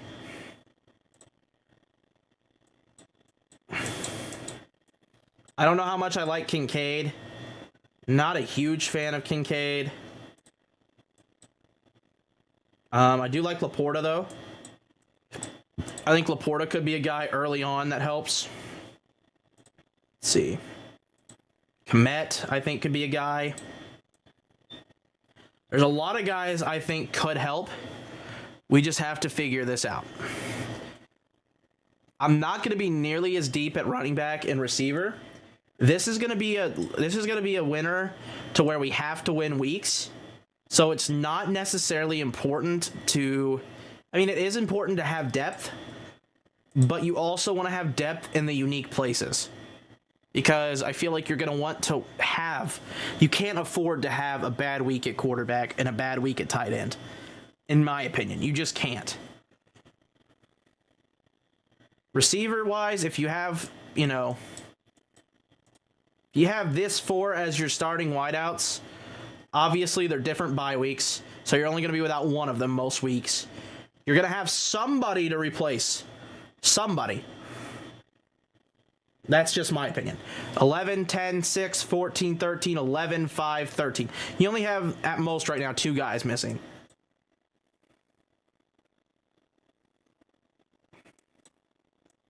Michael Thomas, I would not even mind taking Michael Thomas because I think there's going to be weeks where he might actually be good. Tony, same thing. I would not mind taking Tony and Sky Moore if that falls to my lap. We'll see, though.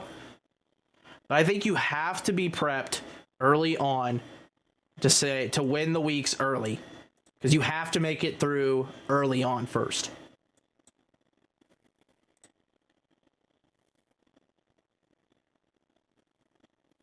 Antonio Gibson. I think Antonio Gibson's a great pick. Although I do not like his RB room. And I do not like the fact he is stacking, which is fine, but he has a lot of guys 13 and 14 that are gone. He takes Freiermuth. That sucks. We'll probably go in Njoku if we can, like I said.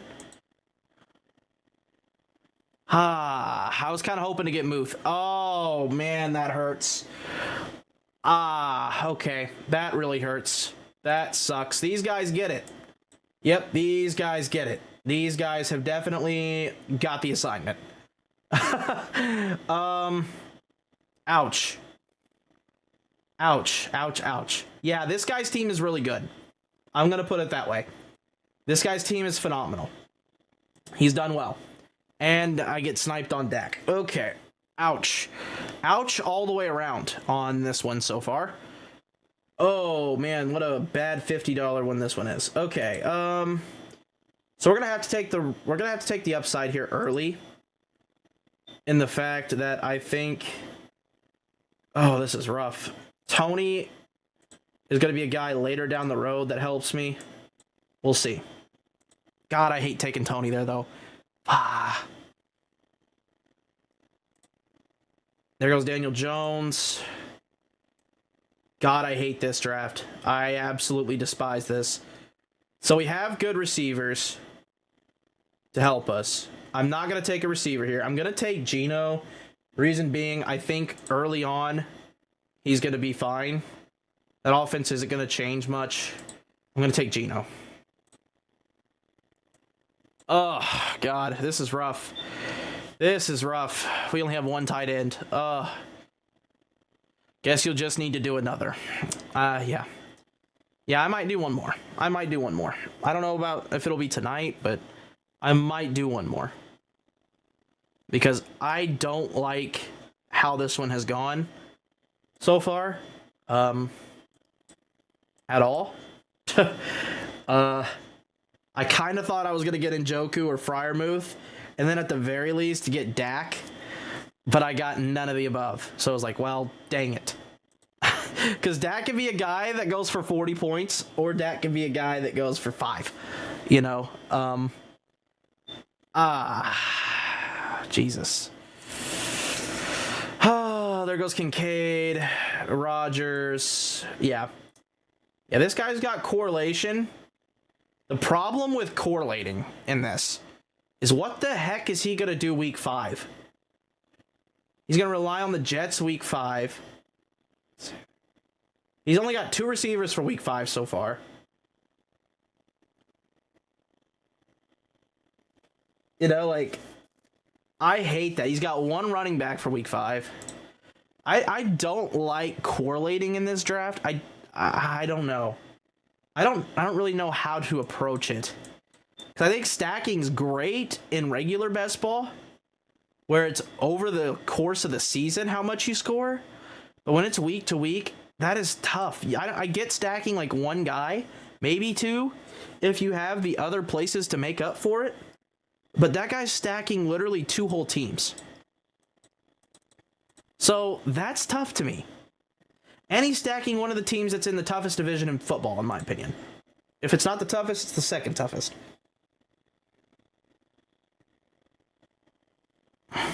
So I don't know how I feel about that.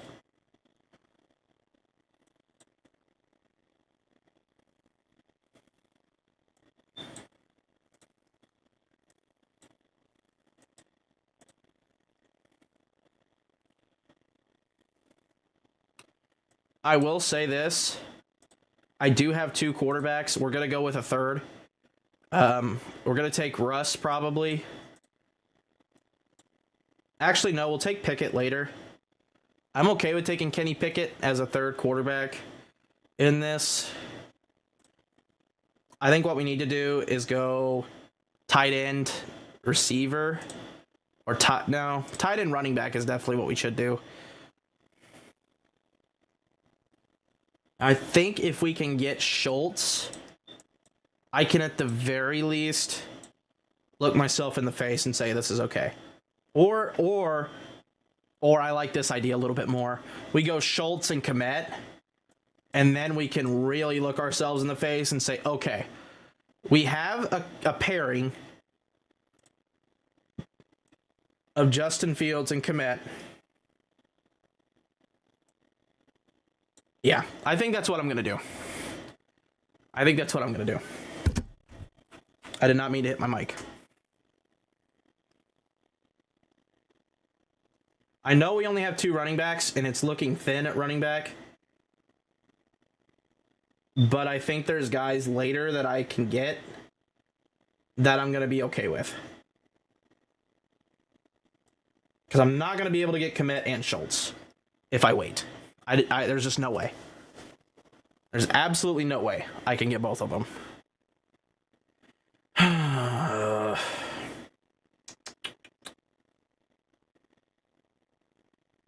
Okay.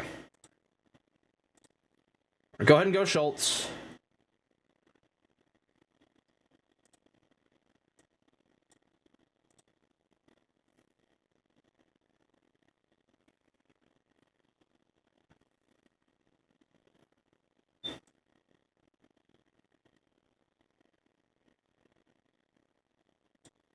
3, 4, 5, 6, 7, 8, 9, 10, 11, 12, 13, 14, 15, 16, 17, 18, 19, 20. Okay. So we're going to need to look at these guys right here, which I think there's guys there at receiver that I can manage. Running back wise, it's going to be tough. We're going to need... I think we can pass on Komet. We're going to need a running back here. We need a running back. And honest to God, I really hate to do this, but I think I might go McKinnon. Because I do think there's going to be weeks where McKinnon can win me weeks. Yeah, we're going to go McKinnon. I think there's going to be weeks where McKinnon can win me weeks. Honestly, I do. And it sucks that I have this much week 10, but honestly, the week 10s that we have are going to be fillers for that particular group, that week. You know, Kansas City's schedule... Let's look at it real quick. Let's take a peek at Kansas City real quick. Let's take a peek at what they got going here. What they got cooking up. So Kansas City. Let's go to my team real quick. Okay. So week 11, Kansas City will be playing the Eagles. That's tough. But they are going to be throwing the ball probably like crazy. You know, so I could see Sky Moore, Kadarius Toney having a big week 11. They're coming out of a bye week, so that'd be beautiful. They have an extra week to prepare for that game. McKinnon at week 5 will have Minnesota, so I could see McKinnon, you know, early on being a guy that could be a shootout kind of game. That's fine. Ramondre week 11, that's the Eagles. Like I said, week 6, that is the Denver Broncos. That probably will not be a shootout, but we'll see. Week 14, Bills. That's the only matchup where I'm looking at it like, ooh, maybe that's not such a good thing. Week 13 is Green Bay to fill in for Adams, so that's fine. You know, I think we got good guys to fill in there. Who do the Seahawks play in week 13?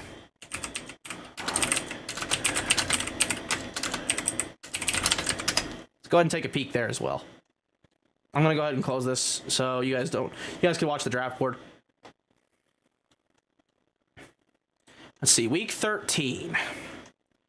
So week 13, Seattle plays Dallas. So that'll be a shootout for when Justin Fields is out. So that's good. I think there's going to be a big shootout there. So I do think that's good.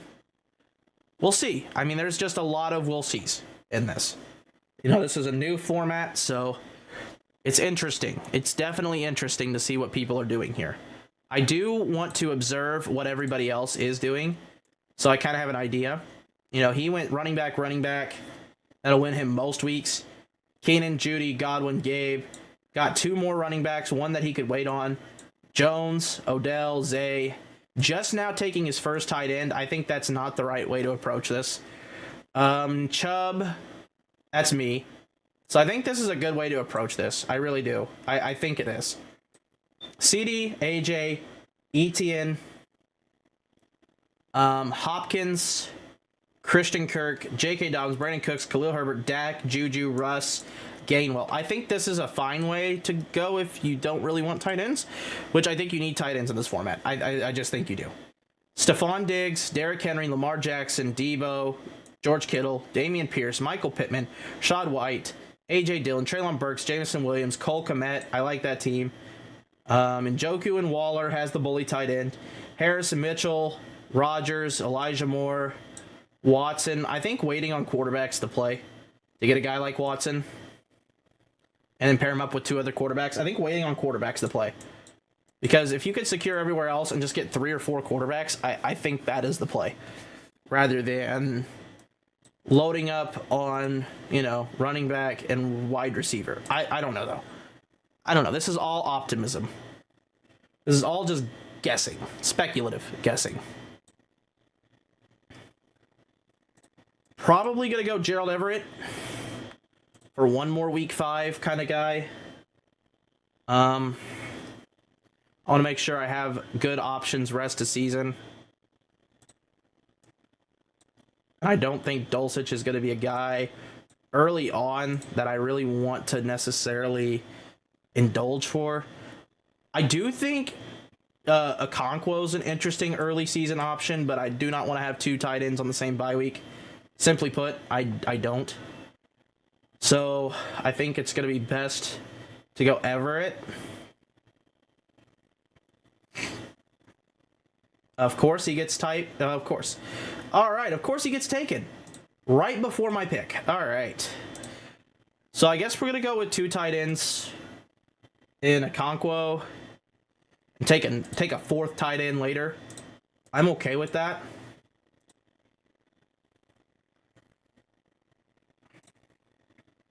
We are going to go ahead and take Kenny Pickett as well. Like I said, I want to make sure that I have upside weeks at quarterback. I want to make sure that we're good there. This is definitely not a normal draft strategy for me. Normally I'd probably go Chark here, but I feel like I can rely on these guys. Wow. Okay. Okay, I think these guys are in the stream. Yikes. Oh, God. Okay. Wow, that sucks. That really sucks. We're gonna go Sam Howell. I actually think we can wait. We're gonna go Chark. We're gonna go Chark. We're gonna go with the receiver. I think we can manage just fine. Gosh, dang it, dude. These guys are killing me here. Okay. We've got to go running back at some point. At some point, we have to go running back. Oh, God. Okay.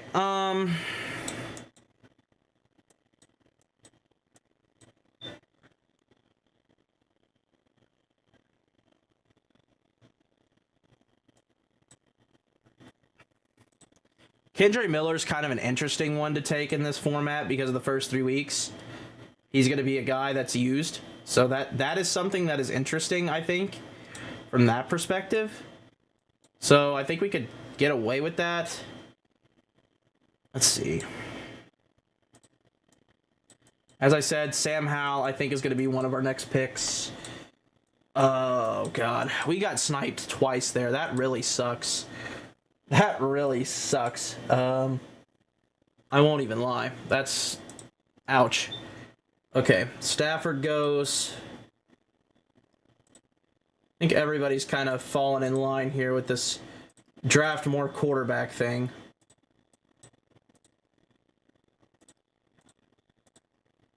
He still has 1 quarterback, which I do not like the 1 quarterback thing. You got to make sure that you're winning weeks. Yeah. Musgrave goes. That kind of sucks. It is what it is. There's nothing you can do. This team having Justin Jefferson, Jonathan Taylor, Ken Walker, I love this team. Josh Allen, AR. I feel like that team right there is pretty good. I won't lie. I think it's pretty good. Except for tight end, which, honest to God, what I might do next draft is load up in these 3 positions and just take 5 tight ends. Sam Howell goes. This guy is just on a roll. This guy's good. This guy's good. That's what I said. These guys are all savvy drafters. I definitely knew that coming in. And it sucks seeing it now because you definitely got, I don't want to say played in this one, but you've definitely not done as well as I thought I was going to do. We'll put it that way.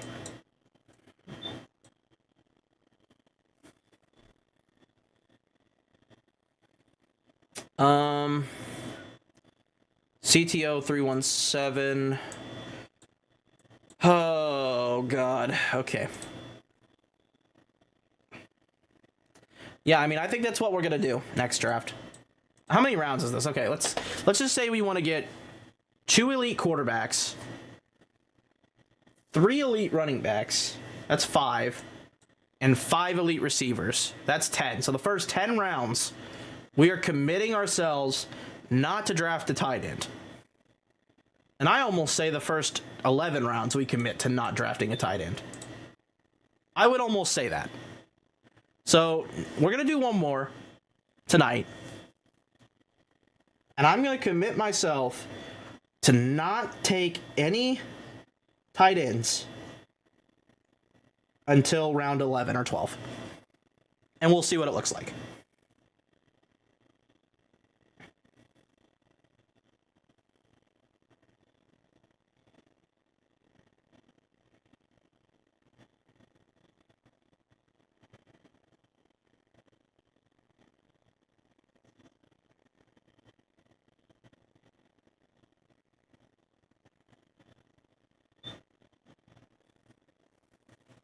All right, we're up in one pick here. As I've said, we're probably going to go running back here. God, there's just nobody with upside here. Yeah, see, we've just kind of screwed ourselves at this point. We're going to go Gus.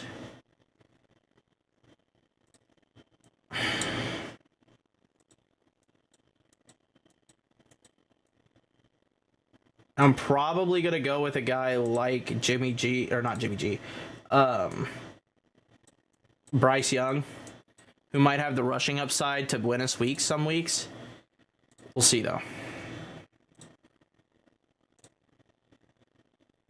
Yeah, I'm just not a huge fan of what we did here, to be honest. Dang it.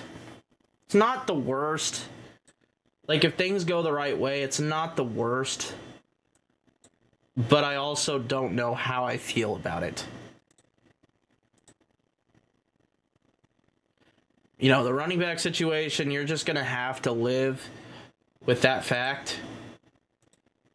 You know, the fact of, you know, okay, Chubb and Ramondre are going to have to do it, and McKinnon's going to have good fill weeks.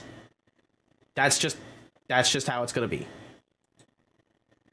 There's not going to be, realistically, any other upside kind of play there at all.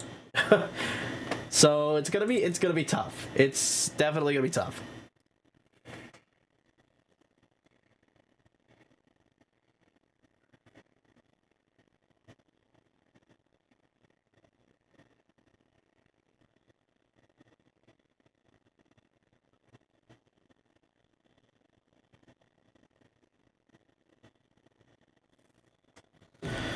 Oh, that's rough.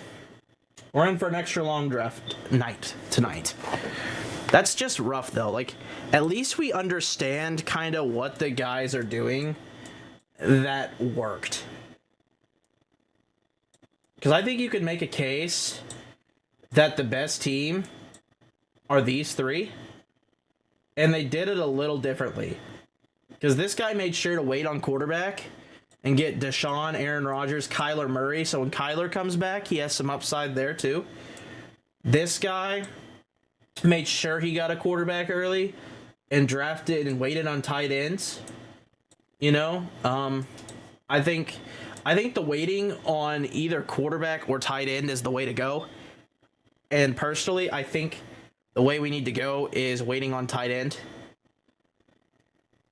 And, you know, our first, I don't know. Is there anybody that waited on tight end a lot?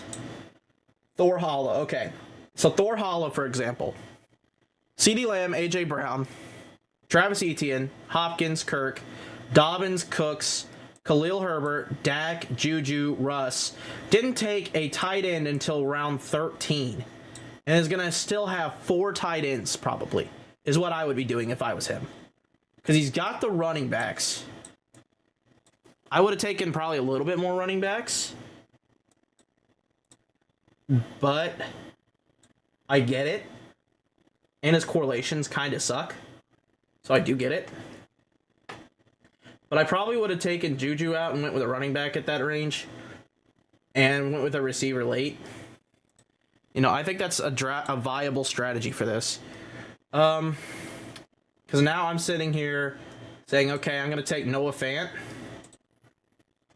And now I'm going to have to go take Keontae Ingram and maybe hopes that he plays or has a role or something, you know. So it's tough. It's tough because there's late tight ends you can take that start. Like Cade Otton is a guy. Noah Fant is a guy. You know, there's a lot of guys that you could take. Zach Ertz is a guy. Jasicki, not so much a guy, but you know, there's definitely guys that you can take late that I think would work.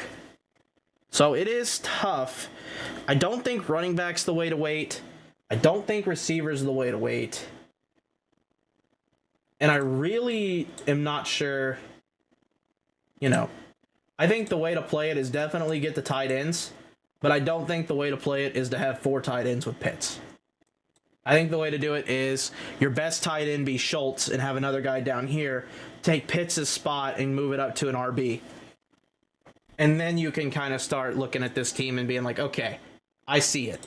You know, at least that's my opinion. I don't think we did terrible, but at least we have an idea of kind of what we want to do next draft. So we're going to go ahead and kind of let this one finish out because I do want to see other people's teams, kind of how they look. This guy went 2 quarterbacks. That is ballsy. Because if Herbert's done, you're done. You are done. I mean, you have no chance if Herbert goes down. You're done. I understand it's best ball. You have to draft upside. I understand that. But in a league like this, you really need at least 2 options every single week at every single position. If it's quarterback and tight end, anyways. You need more than 2 at these positions every week. You need at least 3 at running back every week and 4 at receiver every week, which I have. It's more so about who can stay healthy. So I think we did good. For what we were given, I think we did okay. What about early in the drafts? What did these guys do? So you see, this guy didn't take a tight end until Jawan Johnson and Luke Musgrave. See, I would like this more if he had like 2 more tight ends instead of Deion Jackson and Ty Chandler. Like, because what are those guys doing that Roshan, Tank, Montgomery, Ken, and Taylor are doing? Like, you know what I mean? Like, what are those guys providing for you that those guys are not? You know, like, I would have preferred to see him take, instead of Ty Chandler, take a tight end, like Hayden Hurst, and then here take another tight end, like Cade Otton or Trade McBride or something like that. Like that's what I would be looking to do there. That's just my input, though. Like, you know, I think that's probably what I would be looking to do. All right, we're going to do one more of these. These are fun. We're going to do one more. This is probably... I'm not going to get into all 15 of these. There's no way I can do all 15. If anything, I would do one more after this, but that's probably it. Not tonight, though. It would probably be after tonight, so...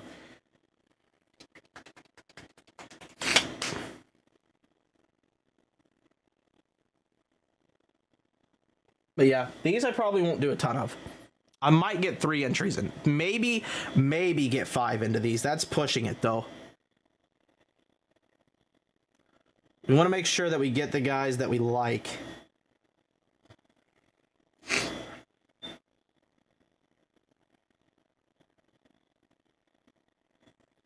Four more to start.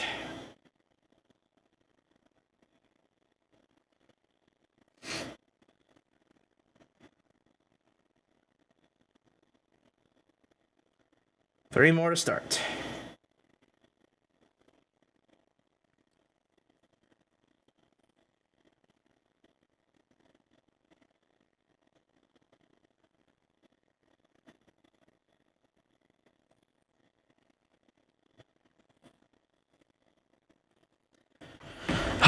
Okay, if this isn't starting like a couple minutes, then we're probably just gonna leave. 2 more. I'll give it to like 11:04, and then I'm probably gonna get off. So I want to make sure that, you know, we get plenty of time to do things here as well. Plus, it's getting a little late, so. And I got a job interview tomorrow, so...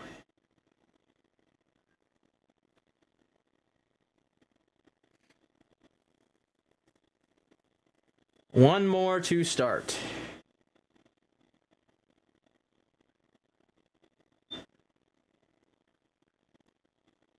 We will see. All right, drafting starting soon. Hopefully we get a better pick than 11.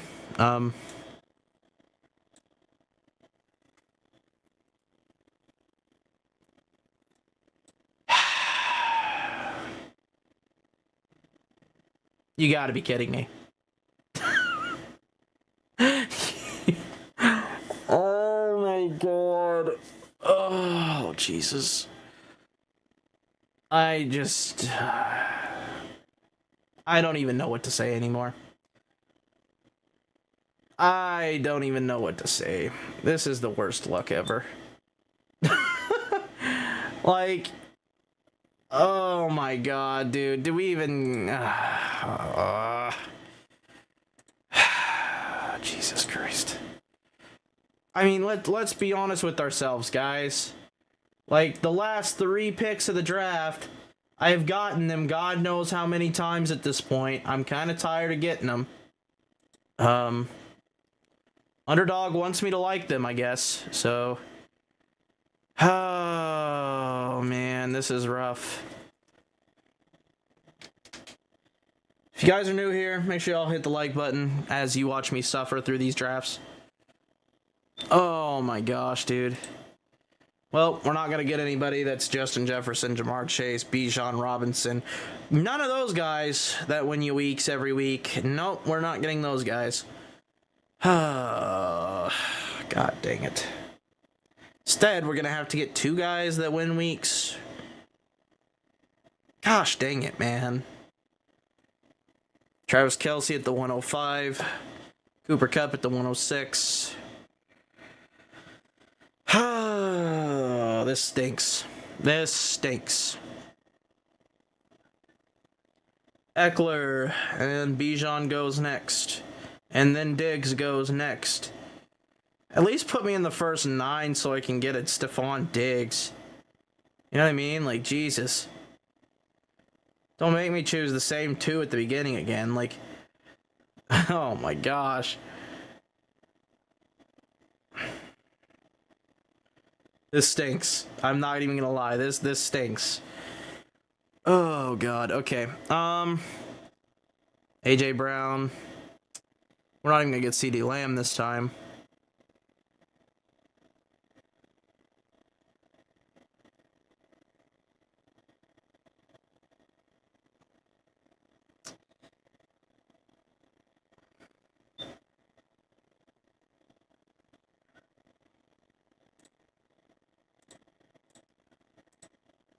No! Oh my god. Oh my god. I wanted to see the news. Oh, Jesus. What a great start. Okay. Okay. Oh, wow. Alright, that really sucks. We're going Chubb again. And I guess I'm on Raw. Oh my gosh, dude. That's the most frustrating clicking I've ever done. This sucks. Alright, we're gonna be heavily relying on Nick Chubb in these.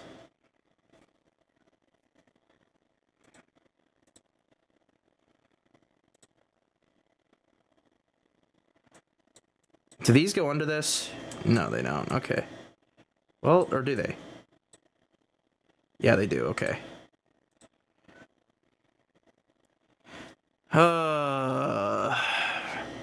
So I'm not gonna lie, I probably would not have gone Amon-Ra and Chubb. I definitely probably wouldn't have. Oh god, okay. It is what it is.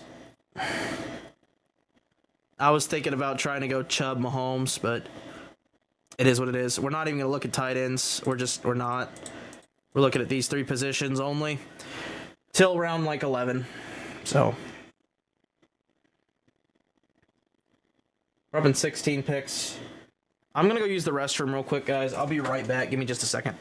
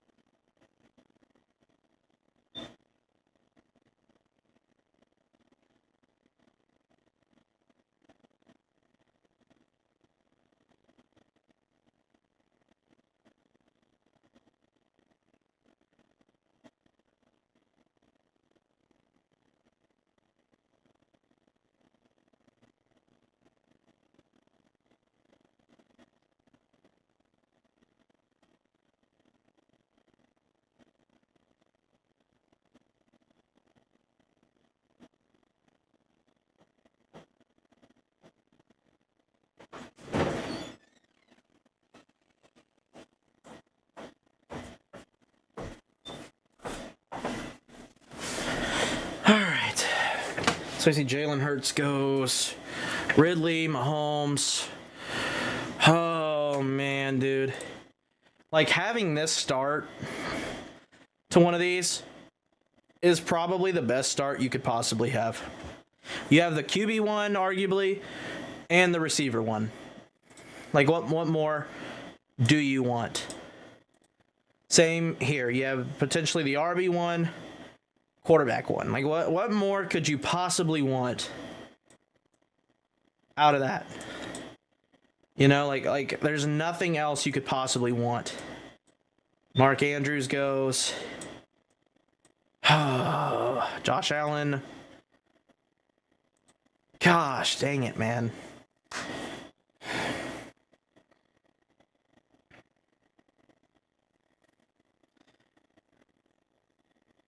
I hate to do this, but we're probably going to make sure that we're set everywhere. I'm hoping maybe we can get a guy like Herbert or Lawrence.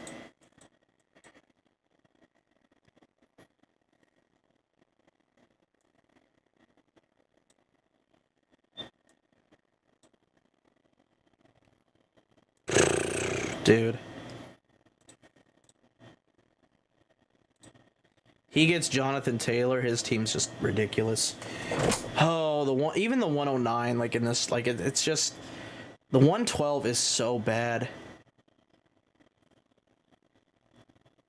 Debo, that's an interesting pick.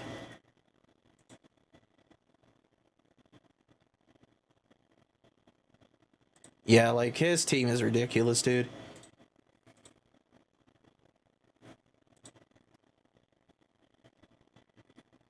I know who I want to go with here.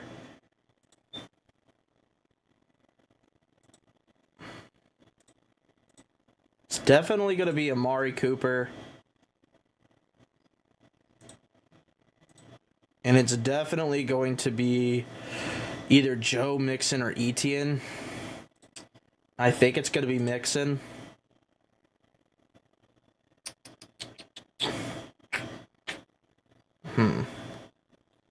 We're going to go Mixon, I think. Yeah, we're going to go Mixon.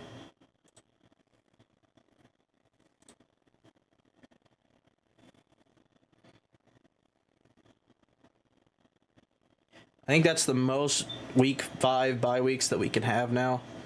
We're betting on the Browns again. So, ride or die Browns. We'll see. We'll see. Christian Watson goes 15, 16, 17, 18, 19, 20. So we got to look at this range of people.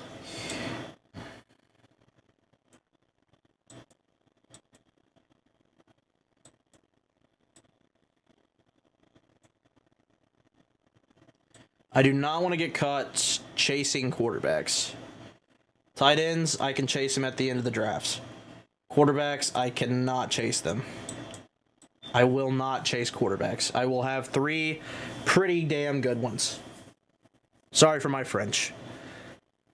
But I am not going to have weak quarterback, running back, or receiver. We're going to rely on tight ends just having boom weeks. That's exactly what we're going to be doing. So I think our RB room is going to be able to handle this.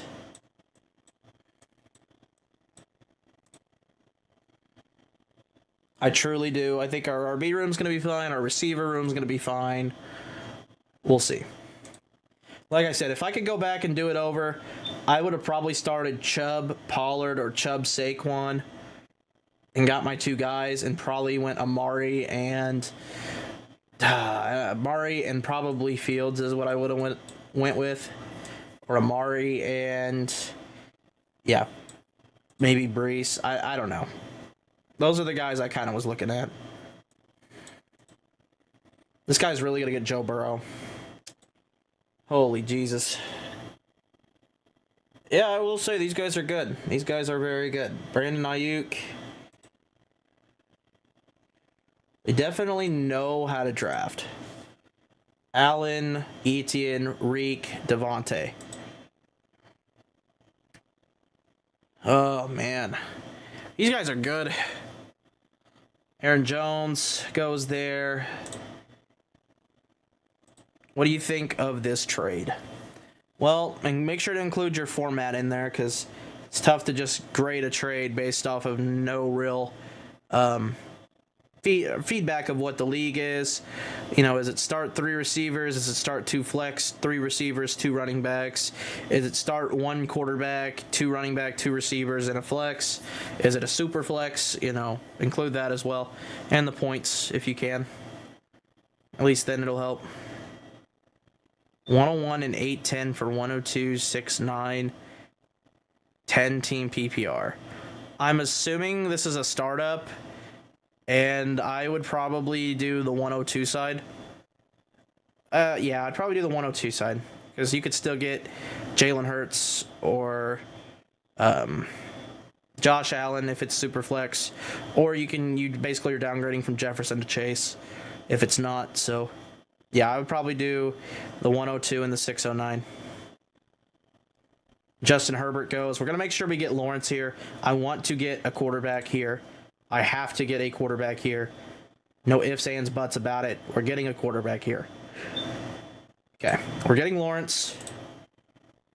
And we're probably going to get...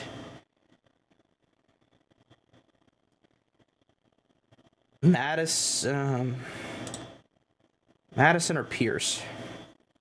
Actually, you know what? No. We're going to go ahead and take Pickens here. Because I think he can win weeks. I do. I think he can win weeks. So, that's the goal of this league. To win weeks. We have got to win weeks. Let's see. 15...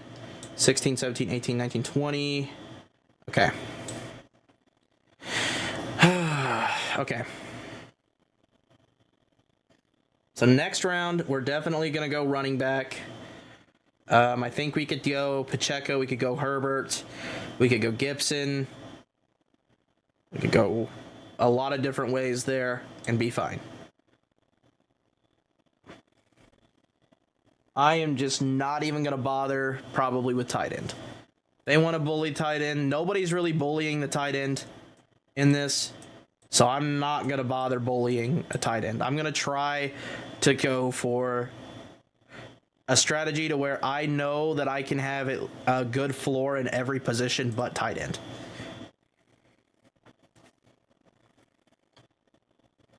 And if I can get 4 or 5 upside tight ends, I'm going to.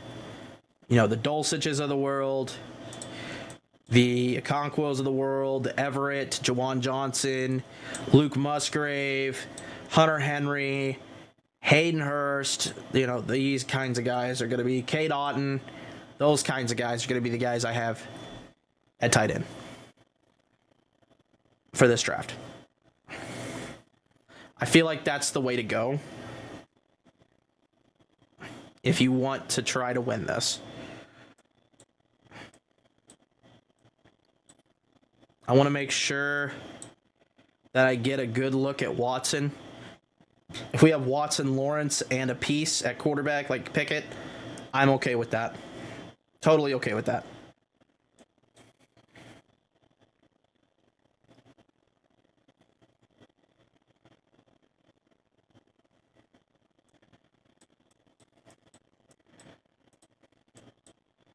Or if we, we're not going to really get the correlation with Goff, we could go Goff, Lawrence, and somebody, but that would require me taking 4 quarterbacks, I feel like, and I just don't want to do that.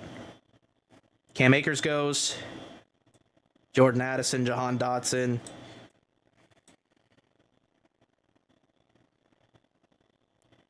It's definitely one of these things where it's kind of touchy to see where everybody's at. You see this guy, he's got 5 receivers. He's definitely not going to have to take a receiver much later. He'll probably take 1 more, and that's probably all he'll take to make sure that he's fine. Yeah, I think he'll take 1 more receiver, and that's all he'll take. So we'll see. I think me getting Lawrence is going to be a very good commodity for me. Especially if you could follow it up with Watson. I think you're looking real good. You have back-to-backs, so if you can follow it up with Watson and maybe an upside RB in, Montgomery or not really Connor, maybe a Rashad White or, like I've said before, Khalil Herbert. I think that's kind of the play. Or you could get Evan Ingram. I know I said I wasn't going to get it tied in, but I could get 1 good one at the very least.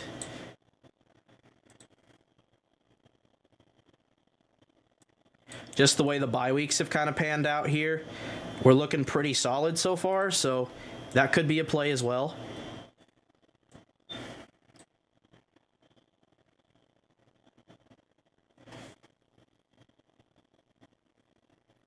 There's also Zay Jones that you could get later. I'm not too concerned about stacking, and I don't know how much upside Evan Ingram really has, especially considering they've added Ridley. But I do think Trevor Lawrence is a guy that's in line to throw 4,500 yards this year. So, take that for what it is. A lot of people not on the Javonte train in this. I told you why. Same with Kamara. I've said why. It's tough to trust guys like that. It really is tough. This is the only guy I'm really concerned about taking. What's his face? Unless he's got a Brown, which he doesn't, so he still could. Stacking really isn't a huge deal. So if he does, it just is what it is. I would probably take Tua, though, as an upside guy. He has 1 RB, which I do not like. I like having at least 2 guys, that you can sit there and say, okay, at least one can have an RB 1 week. We're going to go ahead and take Deshaun Watson. And we're going to go ahead and take Khalil Herbert.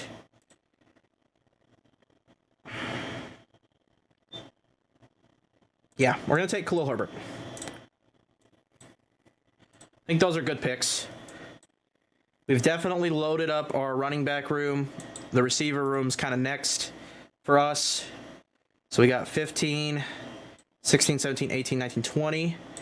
Okay, so we now have where we can take our 3rd quarterback if we want, or we could go Romeo Doubs. I probably could have gotten away with a receiver there and Sky Moore or Cooks. Probably should have done that, but I think we're okay. I still think that's a good pick in Khalil Herbert. I do. I think we can also get Roshan Johnson to kind of help that pair each other out to where I think that backfield's going to be running a lot anyways. So we'll see.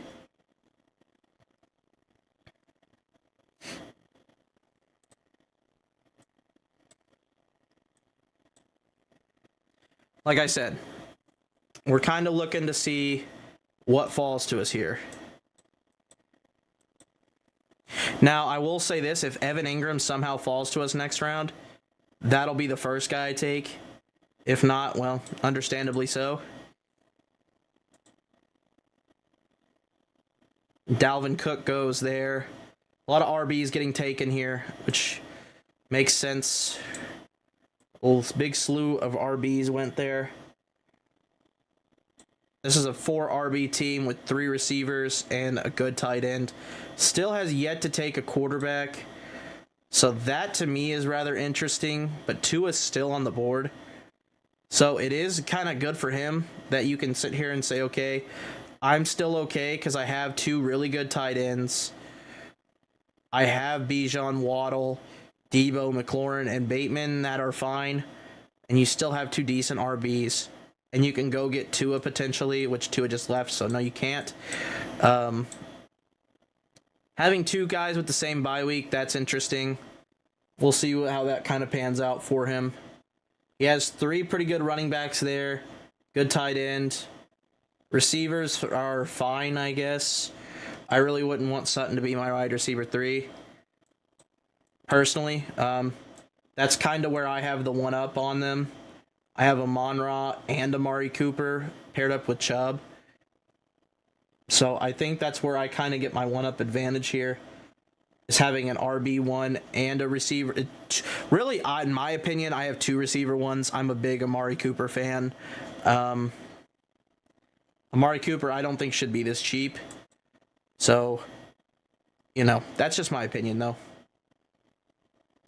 I would much rather have my receivers than... Justin Jefferson obviously is amazing. Like, he's going to be a guy who could single-handedly win you weeks. So that's tough. You got to figure out a way to beat these guys at the front by loading up your positional values and getting their wide receiver 2 and 3 and running back 2 and 3 higher and your quarterback room. But it's hard to do when you have a guy that starts Mahomes, Jefferson. It's like, okay, you can't beat him at quarterback most weeks. You can't beat him at receiver most weeks. So it's like, how are you supposed to kind of compete with that, You got to figure that out. You got to figure out the happy medium here.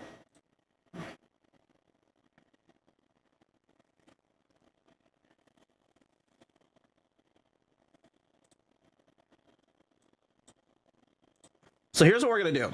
With Cousins still being here and Freiermuth here, what we might do, I think we can go Cousins. No, we're going to wait on quarterback. We're going to keep waiting on quarterback.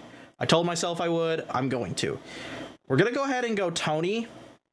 Actually, no. We're going to go Charbonnet. It's fine that we have 2 of them on by week 5. And we're going to go ahead and go Freiermuth. I told you I was going to wait till round 11 for a tight end. Muth at round 10 at least gives me 1 tight end that I can sit here and say, okay, I could take a receiver flyer later on if I need to. And plus, the receivers in this range, they're kind of meh to me. And I'd rather have Charbonnet for after the bye. Because I think Herbert's going to be a little bit better early season. I think Charbonnet is going to be a little bit better late season. Same with the Amon-Ra. I think he's going to be better early season. Pickens late. That's kind of the goal here, is to kind of try to balance a little bit. Do a little bit of a balancing act. Hey, doing a draft? Yep, yes, sir. Yes, sir. We are doing the new Underdog contest. The Eliminator. This is our second Eliminator draft for the night. First one was kind of just feeling it out. It went okay, I would say. I think we're definitely changing up the strategy here a little bit.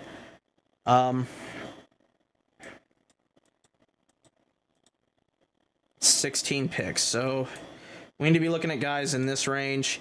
See, like this, for example, I can look at this now and say, okay, I don't necessarily have to go Schultz now. I have Freiermuth, so I don't have to go Schultz. I can take a running back like Damian Harris or Raheem Mostert or even Zeke that I'm okay with. Yeah, I just do ESPN PPR league, second year in the league. I feel that. I haven't really done a lot of ESPN drafts, but there is a lot of ESPN where you can look at and get some very good values, just because I feel like people on ESPN really, they do the free mocks and it's just not good mocking at all. So I feel like there's a lot of value on ESPN to be had, especially if you're in money leagues. I feel like there's a lot of value to be had in ESPN. Just my 2 cents, but that's just my opinion. Right now we're doing, like I said, the Eliminator. This is a weekly format, so every week there's teams getting eliminated. $50 per entry. It's a pretty tough field, we'll put it that way. These guys that I've been drafting with know what they're doing, and it's very obvious they know what they're doing. This guy's kind of taking the same approach I am. Similar approach, anyways. He's got a little bit more wide receiver room than I do. I got a slightly better tight end. I have better running backs, I think, with Mixon and Chubb. But he's taking the same approach I am, in the fact that he's getting guys that are bell cows, getting guys that have work, volume, and boom potential for the guys later. I think Jalen Warren ends up being the 1A of that backfield by the end of season. We'll see. He's got Jamar, Ridley, Williams. He's got great first 3 receivers there. Zay Flowers is fine. Michael Thomas is good. I think that receiver room is beautiful as far as what we can see from that. Burrow and Chase get paired up. Goff doesn't have any pairs, but, you could pair that up with Sam Laporta later. It is what it is. We have Amon-Ra. I wish we had Goff, but we already took Lawrence, and we haven't paired up Lawrence with anybody yet. I'd say that's about to change, though, if we can get Zay Jones. That would be probably more than ideal for me, if I can get a guy like Zay Jones. Yeah, that would be beautiful. That would be beautiful if we can get Zay Jones. Because I don't have to draft a tight end in this range yet. I don't feel like I have to anymore. So that's the good part. I think with this, we're going to need to go receiver, running back one more time. Make sure we got 5 of them that we like. And there goes Zay Jones, unfortunately. That kind of sucks. Let's see. We could go... Who do we have at receiver? Okay. We could go Marquez Valdez-Scantling to get a little bit earlier on upside, which I think we're going to do. Not a huge fan of him, but I do think it's some... no. We're going to go ahead and take... What's our bye weeks looking like here? We're going to go ahead and take Elijah Mitchell, actually, first. And then we're going to go ahead and look at what we got here and say, okay, receiver room-wise, I think we can go ahead and say Van Jefferson would be okay as a wide receiver 4. An offense that's going to find themselves behind quite a bit. Needs a receiver 2. Cooper Kupp might not have a role first week or 2. Van Jefferson could be a guy early on that's good for us. We'll see. That's kind of what we're talking ourselves into there. So, like I said, we need one more quarterback as well to kind of fill things out at QB. I think we're going to go Kenny Pickett, as we do have George Pickens and Freiermuth. So we do already have the Steelers kind of thing going. Jordan Love going off the board here. That's interesting. So let's see. 15, 16, 17, 18, 19. Okay. So we need to be looking at guys in this range. Like I said, Kenny Pickett's probably going to be the next round. And we're going to be looking at receivers. We're not going to really have any more running backs that we need to grab. I think we're good there. I think we can start taking some jabs here on guys that I think are going to be better earlier than later. We'll see. Jameson Williams, I don't know why. I mean, if you're deep enough at receiver and you think you can handle that, okay. But like Quentin Johnston, he's a late play. Olave, I don't know that he's an early season play. I think he's a late season play. Treylon is a late season play. Darnell Mooney, iffy. Cooper Kupp has iffy. Alvin Kamara is a late season play. Like it's going to be hard for this team to get out of the first week or the first 3 weeks with Kamara down, Jacobs in question. You got good quarterbacks at least. You got a good tight end at least. But it's just going to be hard to get out of these first few weeks with no Treylon, Quentin Johnston being the wide receiver 3 at best. Olave, with Michael Thomas getting back in the offense, getting acquainted. It's going to be tough. It's going to be tough. So it's definitely going to be tough for that team to get out of the first few weeks, in my opinion. Sam Laporta goes. Did he go to the team with Goff? Yep. So that's kind of what I assumed he would do, is go with the team that had Jared Goff. I think Sam Laporta is a good early season kind of guy. This guy's already got 3 quarterbacks: Tua, Rodgers, and Mahomes. Brees, Ken, Cam. He's got Jefferson, Higgins, Sutton, Tony, and Dallas Goedert. This team here is insanely good, guys. This team is pretty good. If Tony comes back the way he should, this team is really good, especially if Tony plays week 1. Wow. This team's good. I really like this team, honestly. I think you can give that guy an A+ for now. I like our team too. I really do. I think we have good quarterbacks. I think we have good running back room. I think we have a good enough receiver room to play with it. I think we're gonna have a decent enough tight end room, I think. We'll see. 3rd overall pick in a 12-man PPR, 2 wide receiver league, assuming JJ and Chase go 1-2. Who do you go with at 3rd? I think you're looking at either Christian McCaffrey or Tyreek Hill or Kelsey.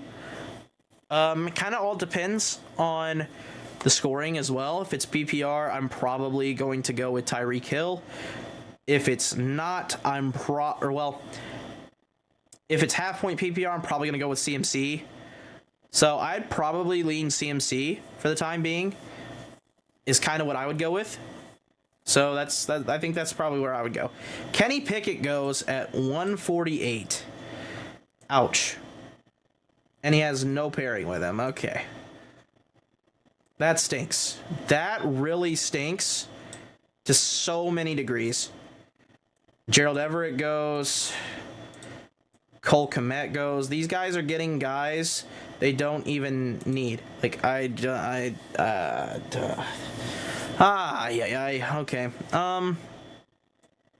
Anyways. Okay. Tight ends are going to have to start getting priority here. We can take a quarterback late. We're going to have to take a quarterback late, unfortunately. Running backs are not a priority either. Full PPR? Yeah, I'd probably go Tyreek or CMC. Probably lean CMC, though. Since it's a 2 wide receiver league, you could always get a guy like Higgins or Devontae Smith to be a wide receiver 1 and feel okay about it. So. Okay. So we're going to go Hyatt. Yeah, I think we're going to go Hyatt here. What other positions do we have here? Okay, yeah. We're going to go Jalen Hyatt. I think that's a decent bet to make. Why is this not moving? Okay. Are you kidding me? Not now. Not now. Not now. You gotta be kidding me, dude. Why? Alright, well, there's our 3rd quarterback that has no correlation. Okay. I guess we're gonna go ahead and go Jalen Hyatt. Maybe. Maybe not. I don't know. I don't know why this isn't working. Of course, the one night I do a high-stakes league, this is what happens. So we're gonna go Hyatt. I did it on my phone. That's just what we're gonna have to do, I guess, to finish this draft out. Let you guys kind of watch from here, and yeah, that's annoying. I'm not gonna lie. That is very irritating. At least we got a 3rd quarterback that's gonna be a different bye week. At least, but that's not really what we wanted, to be honest. It is what it is, though. It is what it is. What round are we in? 14. And let's see. We have 4 rounds to go. All right, so from here on, we're going to be looking for one more receiver and 3 tight ends probably.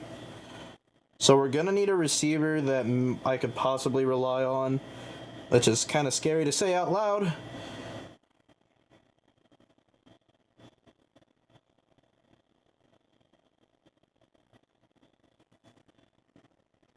DPJ might be a decent pick.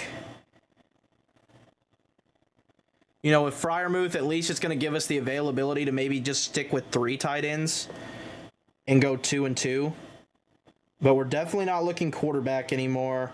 We're definitely not looking running back anymore. We're looking tight end and receiver. So, we don't have to look at any of these running backs, thank God. Because they're definitely thin right now.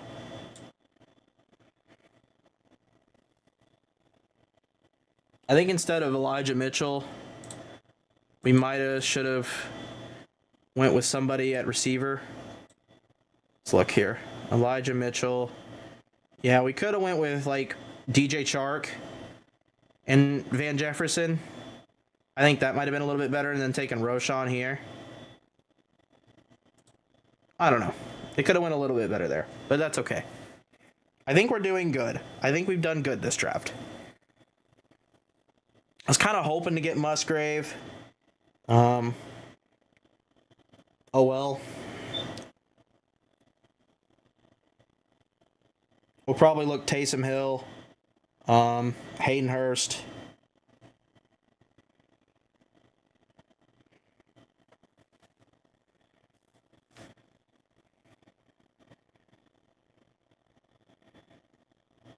It's kind of hoping Rashid Shaheed might fall. Is what it is.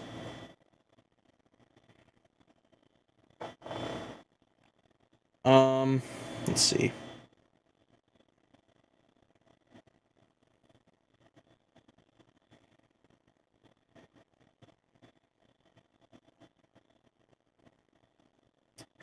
Kind of looking through here to see what we can and can't get.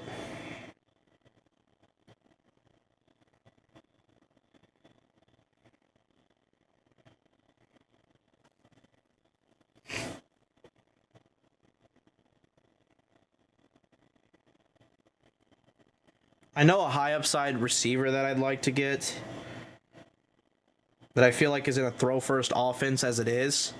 So that's going to be good to see.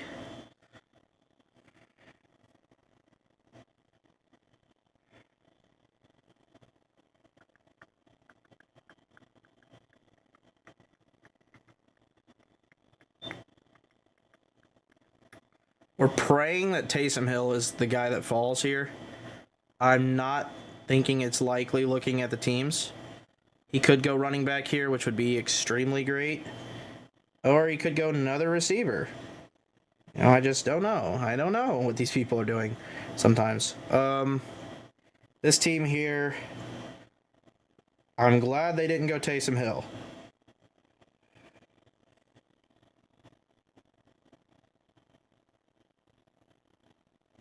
Actually, we're not going to go Taysom Hill. We're going to go Hunter Henry. Because he is a red zone guy that I kind of need. And we're also going to go ahead and take, let's see. We're going to go ahead and take a flyer here on Conklin as well. I think that's a decent bet. To go ahead and get another 2 tight ends there, just to make sure that we have guys for quite a bit of weeks. We do only have 5 receivers, so that is a little bit rough right now. The last 2 picks are probably going to be receivers, or Kate Otten might be a choice as well. We'll see. We're just going to see what falls here.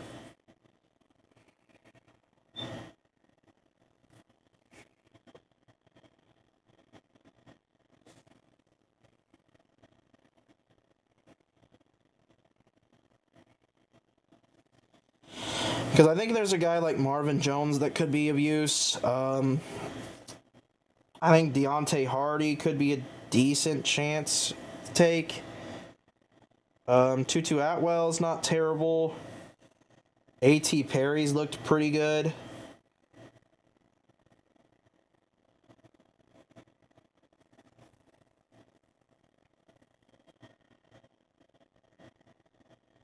It's tough. It's tough at this point.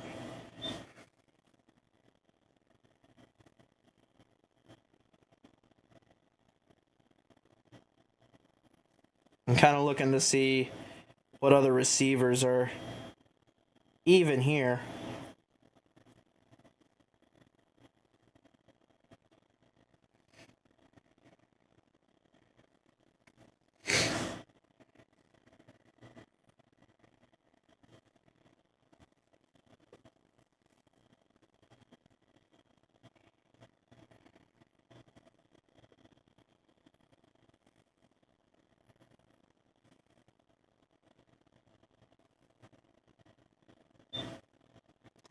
Let's see. I don't think Shakir's much of anything. Robert Woods is a very meh pick. So meh is kind of not what I'm looking for, but might be what I have to take kind of deals. Like I said, that Derek Carr selection was supposed to be like an Adam Thielen selection. So that kind of sucks. Or Donovan Peoples-Jones.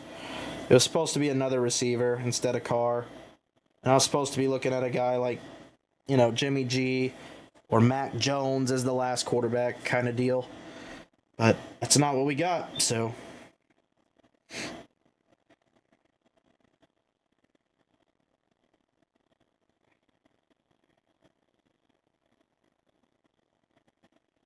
It is what it is. It is what it is, fellas.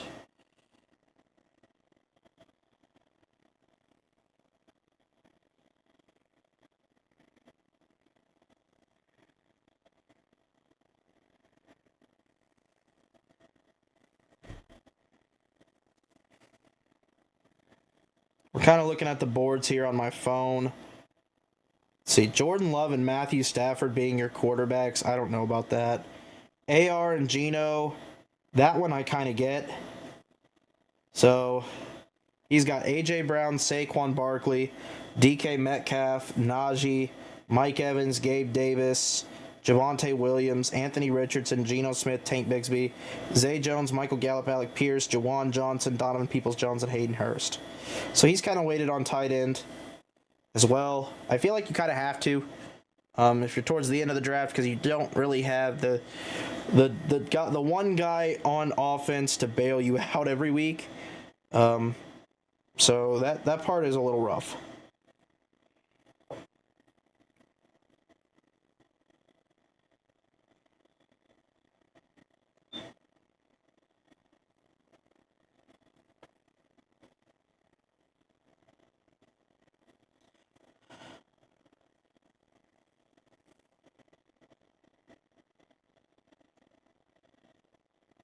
Kate Otten goes. That kind of sucks for me. Let's see.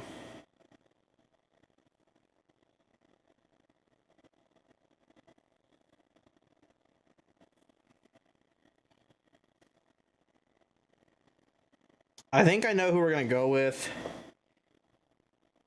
And we're going to go with Mecole Hardman here. I think we're going to take another shot at receiver instead of tight end. And we're going to take a shot at Marvin Jones or Mac Hollins. I think Mac Hollins is a better bet than Marvin long term.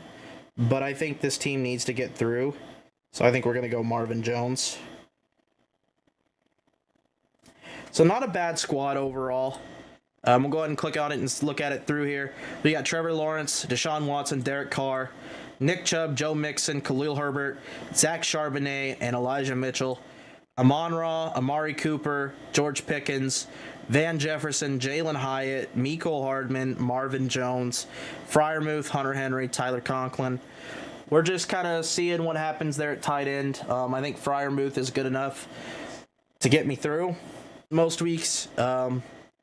Weeks 5 and 6, I think are going to be my roughest weeks here. Obviously, you're not going to have Chubb. You're not going to have Amari Cooper. You're not going to have Watson week 5. So you're going to rely early on some of these guys.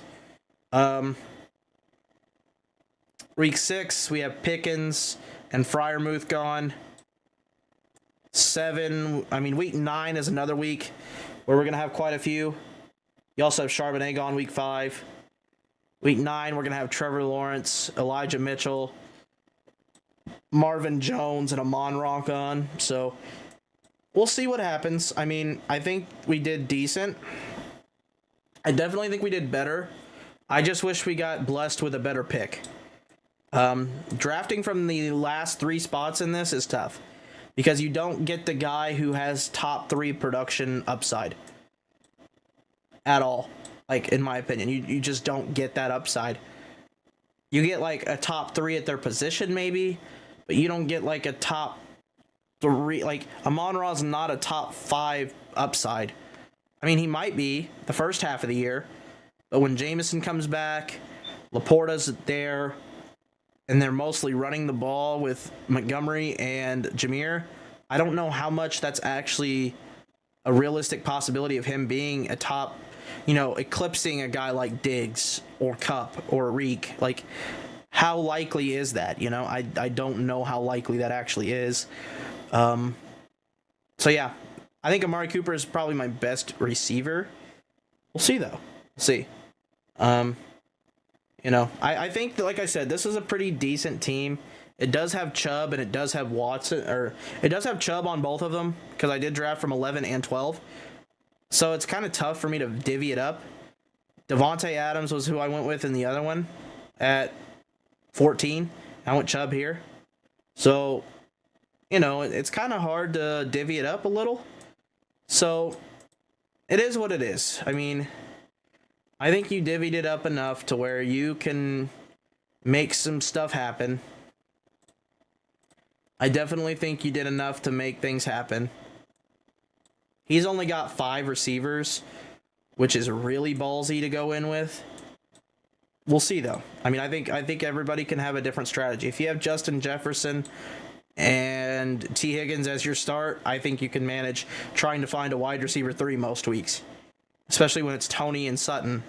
You're not really thinking about much else. So that's kind of the thing there that I think, we got to think about too, is I think we did fine. I think we did fine. 9 and 5 are going to be the weeks that are rough.